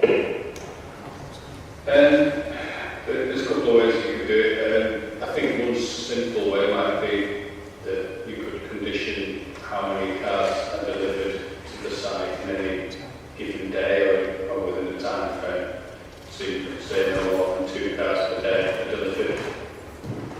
I don't know if that's an agreeable approach. Yeah. I don't know if that's agreeable with the agent. Yeah, the applicant would be more than happy to accept that. The other solution would be if you wanted to limit the size of the vehicle arriving to carry no more than 2 cars or vehicles, that would be fine as well. It's the transporter, you know, the size of the cars, or on what size the transporter is. So Yeah, if you wanted to limit the size of the transporter to, say, can carry no more than 2 vehicles at one time, that would be fine by the applicant. is that okay? Yeah, I'll add a condition that says no more than 2 cars per day on a vehicle that can carry no more than 2 cars. I think we said only 23 cars anyway. Okay, fine. Thank you, Chair. I have further 3 questions for the officer. The first one is, the original application discussed by the planning committee had more restriction in place regarding the usage of this land. So why have some of these been lifted for the current application? No, the same conditions that were applicable on the MOT station permission have been transposed onto this recommendation as well. I don't know which particular restriction you think may have been removed, but they've all been reiterated as part of this recommendation as well. Sorry, I assume you're saying that there is no restriction has been removed for the land use. Okay, thank you so much for that. The second question I want to ask is, increased vehicle usage on the road which will cause increased danger to the public footpaths nearby and crossing as well. So will they be acceptable for the public safety in the area because it is a heavily built up residential area?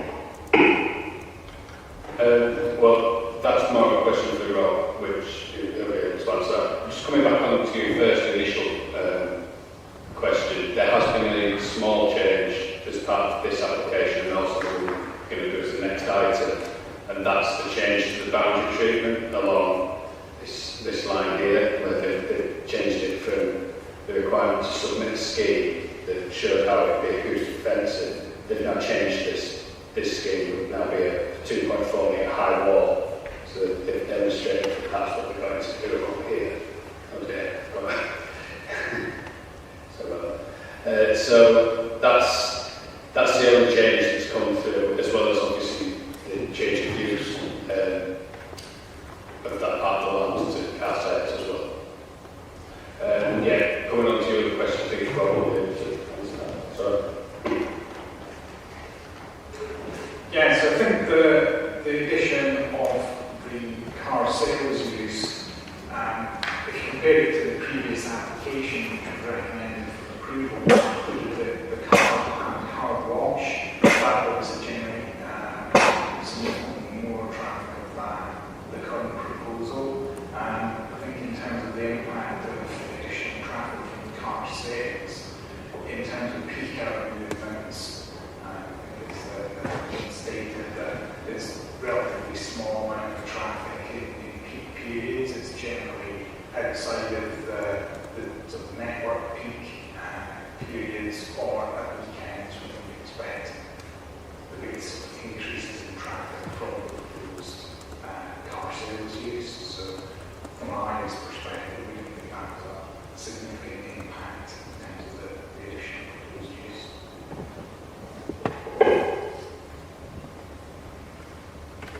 Chair, in that case, the area already has a few MOT sites as well, and there is shopping area as well nearby, and I just wondering whether in this location the residents locally need another MOT, and for the sake of the car sales, if people or cars go into the car slot, will you be considered on the highway to actually put the double yellow line to make sure that the cars not will park along the road and before they go into the car sales site?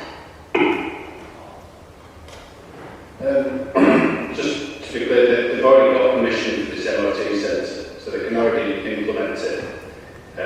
So they're already implementing the consent for the MOT centre, and that consent didn't require them to put in double yellow lines along Colorado Way.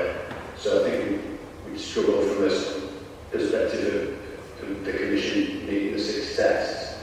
In certain terms, it's been reasonable or necessary to impose that condition now, given that we previously granted permission without it. So I can't remember the other part of your question, which was to do with what was the other part of your question again? Sorry. Yeah, just that we have a few already in locally. So I understand this will create extra jobs for the locals, but however, I do believe that in that locality there are a few MOT sites as well as car sales. So I just wondering what is the added benefit for the local people in terms of this development?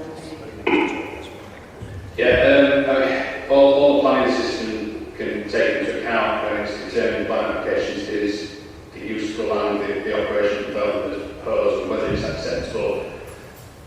We can't, certainly an application on this scale, we can't start granting permission or refusing because it might affect other existing businesses or it might introduce another competition to an existing business and effectively granting the existing business more of a monopoly by not granting permission for new ones for the same use. So in that respect we can give very little weight to that as a material consideration for this case.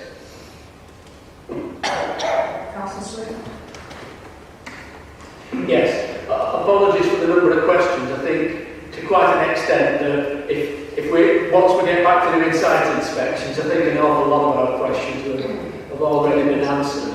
2 concerns behind the questions being asked.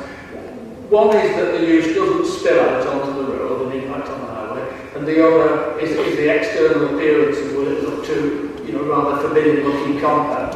Now, certainly one of the reasons I voted against the first time round, when it was the bigger scheme, was that I know that there was a proposed condition about landscaping the edges, and given the shape and size of the site, it didn't look to me as though there was really enough room to do a decent softening around the edge.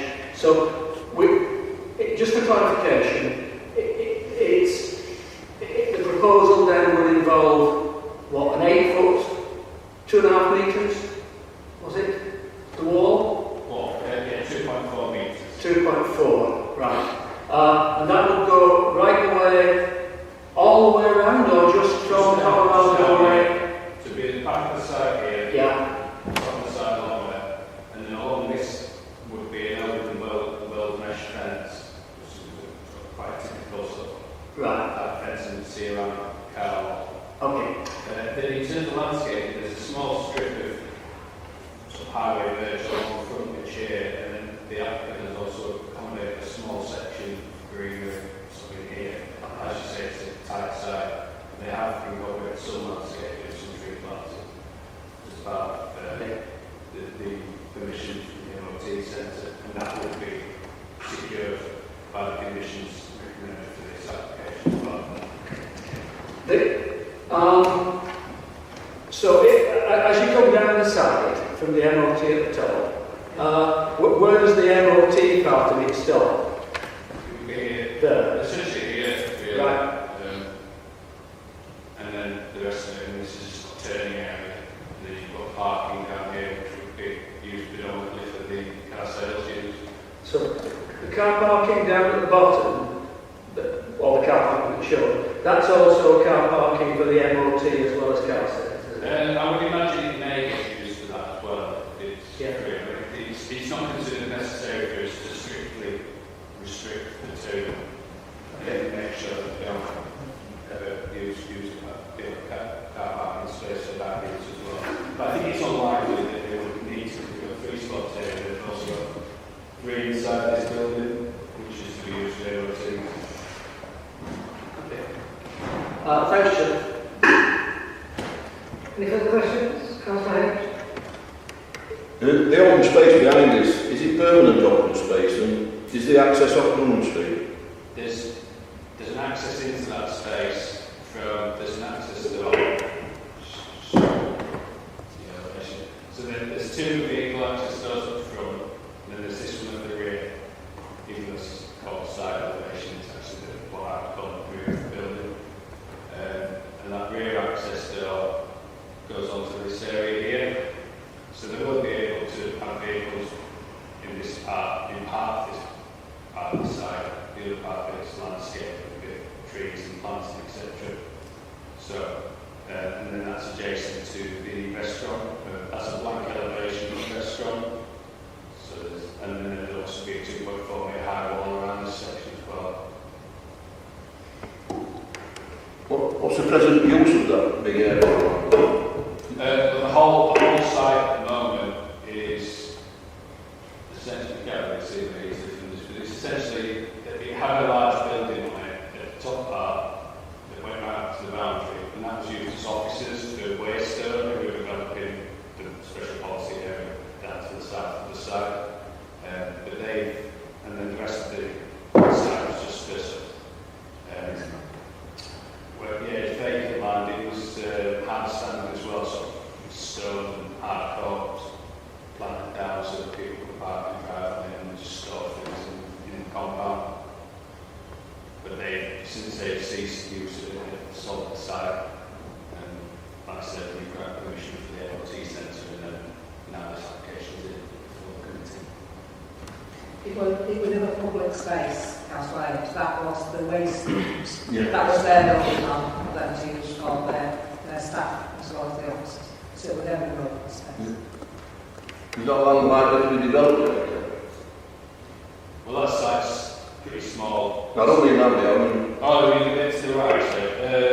Yeah, we had this debate last time that potentially this could be developed in the future. There is an access point at the bottom here, there's also access points here. So potentially that might come forward, but there's nothing forward as yet.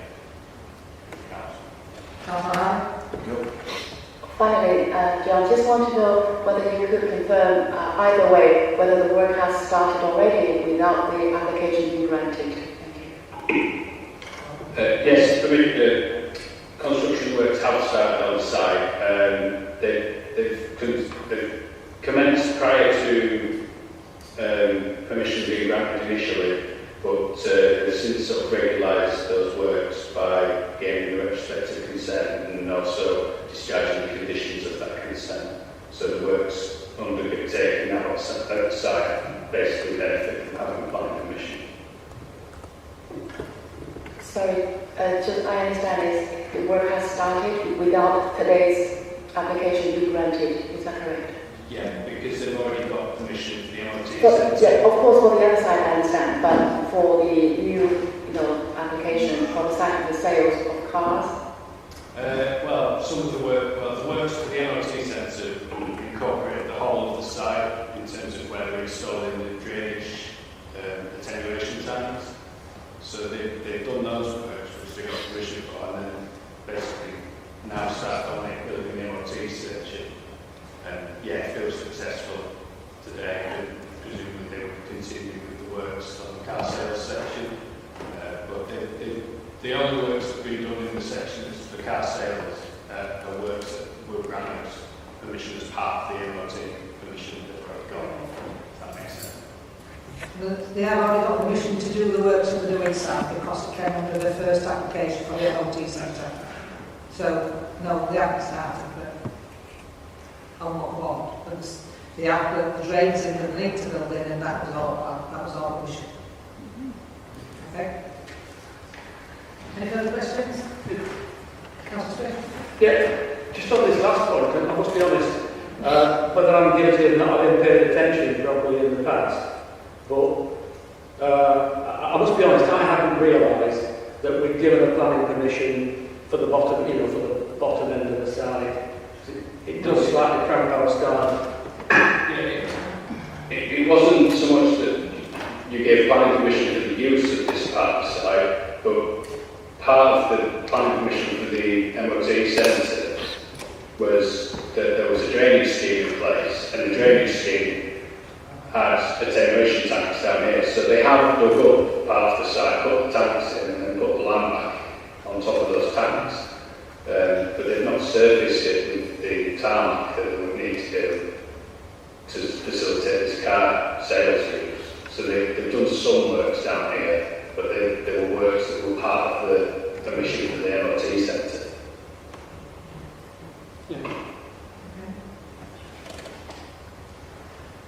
Okay. No more questions? No? No, so the officer's recommendation therefore is for approval. Okay. Chair, I approve recommendation for approval with the condition that I asked for about the small transport and daily basis. I'll approve it on that. Councillor Swift? Chair, I understand that point being put. I certainly would oppose that because I don't think it'd work, I honestly think that if we only think that the site would work with various conditions like that, and I think I agree, I do agree with that, but I honestly don't think those conditions would work. It's the fact that the site will only work with conditions like that that lead me to say it's a refusal still. Once people start talking about difficult to enforce conditions, and once people start talking about double yellow lines, to me, it says think twice about granting planning permission at all. So I would certainly be, if that was the recommendation, the proposal, I certainly would be voting against. I think Councillor Lozan is trying to make it a bit concrete because the size of the lot they've got is about 23 cars. So we can't see them having a big transporter because they'll only fetching a couple of cars at a time. I don't think they will use a big, I'm asking James to come in, but for the size of the site, it's only small car sales of 23. So we don't think they're fetching a large transporter in for a few cars. But it's a condition that Councillor Lezard would like to be added to us. I think that's, One John.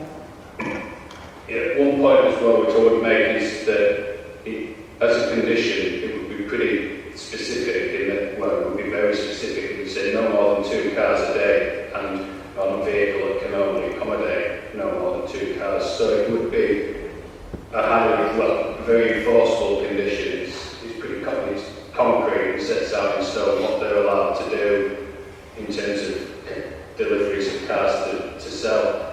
I should imagine in reality the operation of a facility like that the majority of cars would be driven in by one person anyway, and there wouldn't really be a delivery on a vehicle that has to deliver cars, but I'll leave that. Councillor Mac. Just wanted to clarify something about this condition.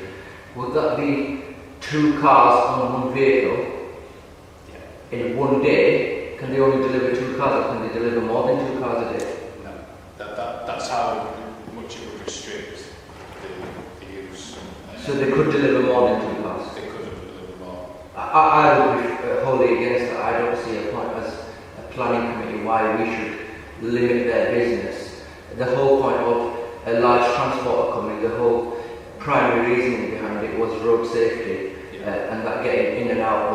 But if a transporter was to deliver 2 cars in the morning and a further 2 cars in the evening, I don't see any issue why we should limit their business. And I don't think it presents a safety concern. So I would be against that condition. And in any event, the larger transporters with 5 or 6 vehicles, if I'm right, that would be outsourced, and no company in their right mind would deliver into a plot of land that's so small. And lastly, just to add to that, a lot of these companies, how they operate, is they buy vehicles from auctions, etc. And auctions take place once or twice a month, so they'd probably be, I understand they've got 23 vehicles, but if they had 4 vehicles, 5 vehicles that they purchased in a day, I don't see why we should limit them delivering 5 vehicles in that one day, as long as we meet the conditions of only 2 vehicles being on one transport. Yeah, so change the wording to be no more than deliveries shall be upon a vehicle which can carry no more than 2 vehicles, 2 cars. I agree. The old forestry chair, not to have a great big transporter, he could deliver 10 cars. If there's 23 spaces there, he could deliver 23 cars on a big transporter. He could deliver 10 cars. What I'm trying to do is to make it safer for the public who walk up and down that pathway as well, and other cars that use that roadway, not to have a great big transporter in the middle of the road trying to get into a side that it can end. So as James said, it'd be transport no bigger than allowing 2 cars to be delivered at one time, not just once a day. So I think I agree on that. We agree on that there is one on the extra condition that's put forward, is that they're only allowed to have 2 cars delivered at one time, not once a day, but at one time a day in a sizable transporter. It would decide the transport if you want that. Right, so Councillor Blizzard has put the condition forward for approval. Do I have that seconded? All in favour? Is it the Of whole the thing? condition of pursuing delivery on a transporter at one time. So we're just voting about the condition? No, it's a vote to approve it with Elaine as has put forward approval with the extra condition that there is only 2 vehicles on one transporter per time, not one a day, but per time during the day. So no big transporters at all on that road. Right? So Councillor Blizzard approved. Councillor Jones second. In favour?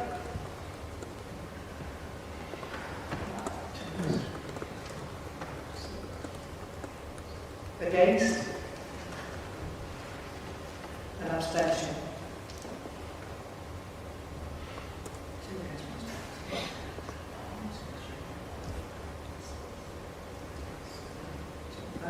So that is carried 7 for, 2 against and 1 abstention.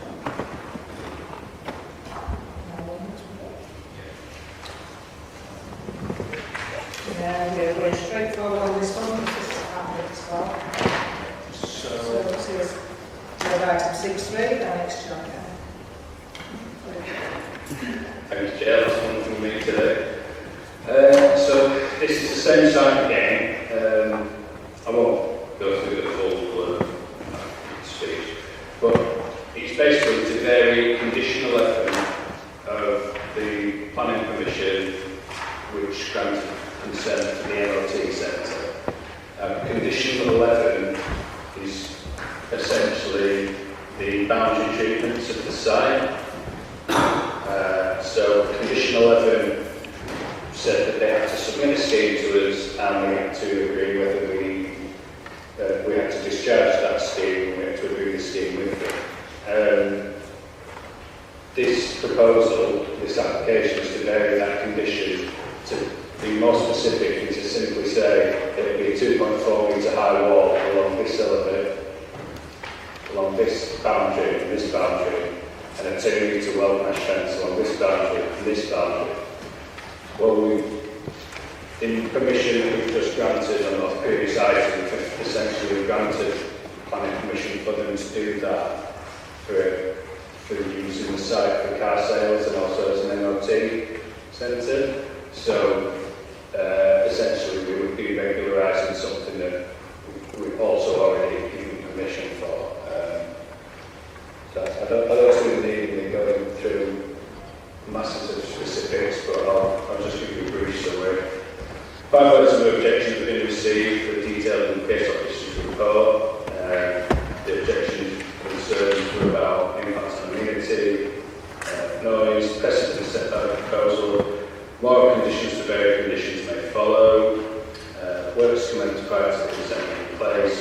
alternative use of the site with better visual impact and consider speed of MOT's garages in Castleton already. 2 letters of support were received, and these set out that they consider improving amenities in the locality, and the MOT building is site away from dwellings, and that acoustic fencing isn't needed, provided a wall is built instead. As I've said, this is for the variation of condition 11 of the consent for the MOT station. So we can only take into account the impacts of varying that condition. So any other matters that are relevant to the determination of the original consent can't be revisited unless they're directly linked to varying condition. As I've said, you can see a 2.4 metre high wall and a 2 metre high fence, which along the line and along the boundaries which we've been granted permission as part of the car sales use already.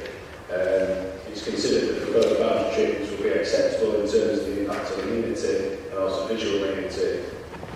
On the basis of the inclusion of the conditions of the original consent for the MOT centre, it's recommended that the planning permission be granted for the proposed development. Thank you, Chair. One speaker. Spence, would you like to come in? Thanks, Chair. I'll keep it brief. I did have something to say, but given the outcome of the previous application, the boundary treatments now proposed are the same as members have just agreed to. Just to say, if you've got any queries, happy to answer.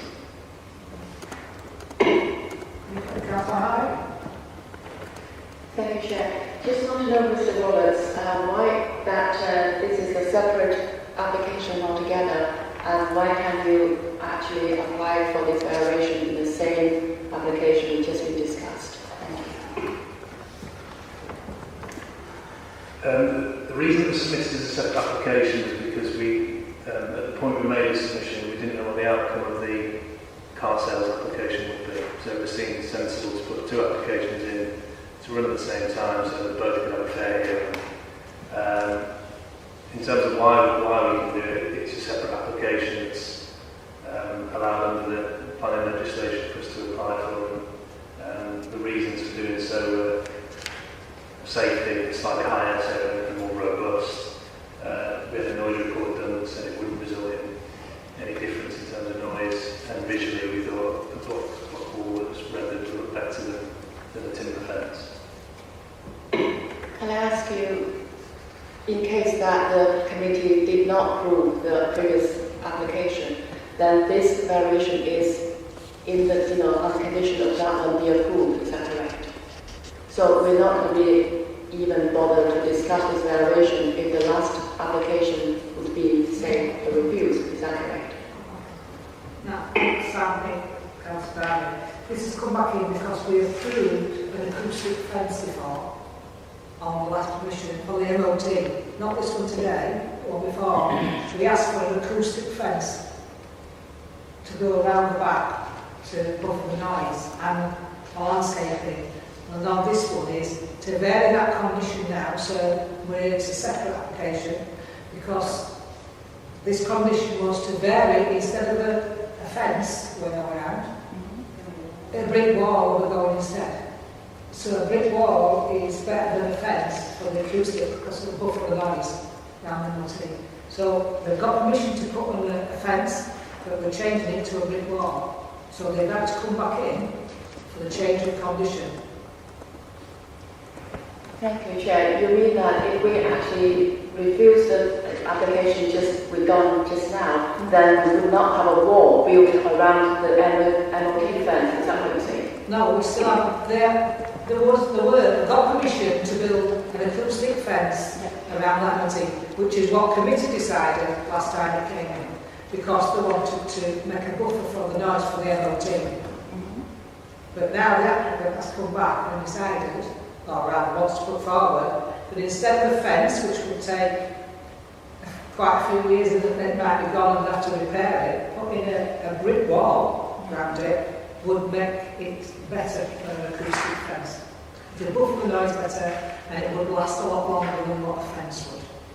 but they still want to do the mesh and the landscape in front. So they have got to come back in because that is the condition we allow them to make.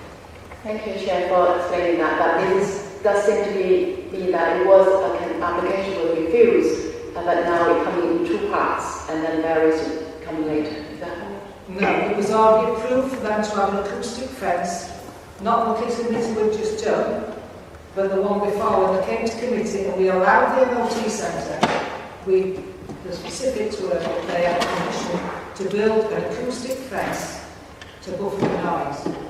That's been granted. Not today, last time. But now, to come to change the condition, because of the committee's decision to have an acoustic fence, then it comes back to committee to say they want to change the condition, and we fetch that forward, that they're changing the condition now to put a brick wall in place of an acoustic fence. To change the condition what we allow, so then, because it came to committee last time, we fetched it to committee this time for you to decide. Can I help? Yeah. In very simple terms, this is the permission for the MOT station, and all I want is a wall instead of a fence. So they want to change the condition 11. Simple as that, really. Whatever we decided on last application, it wasn't necessary to this application, because all we're doing is taking a fence out of the wall. So whatever we decided on last application, we wouldn't allow for this one. Yeah, it is difficult because the original application hadn't disappeared in the application that hadn't pulled altogether, so that's something I find hard. So the refused one original had disappeared completely for some reason. Of the planning board? That's right. That's another one, Chair. Are there any further questions? Any questions to officers? No? Then the officer recommendation therefore is for approval. Do I have that moved? Moved, Chair. Seconded? Seconded, Chair. In favour?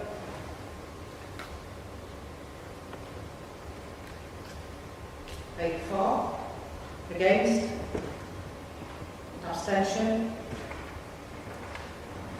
That is carried for now wall condition 11, and it's 8 for, 1 against and 1 abstention. And we will now take a break for lunch. I'm sorry it's been a long one.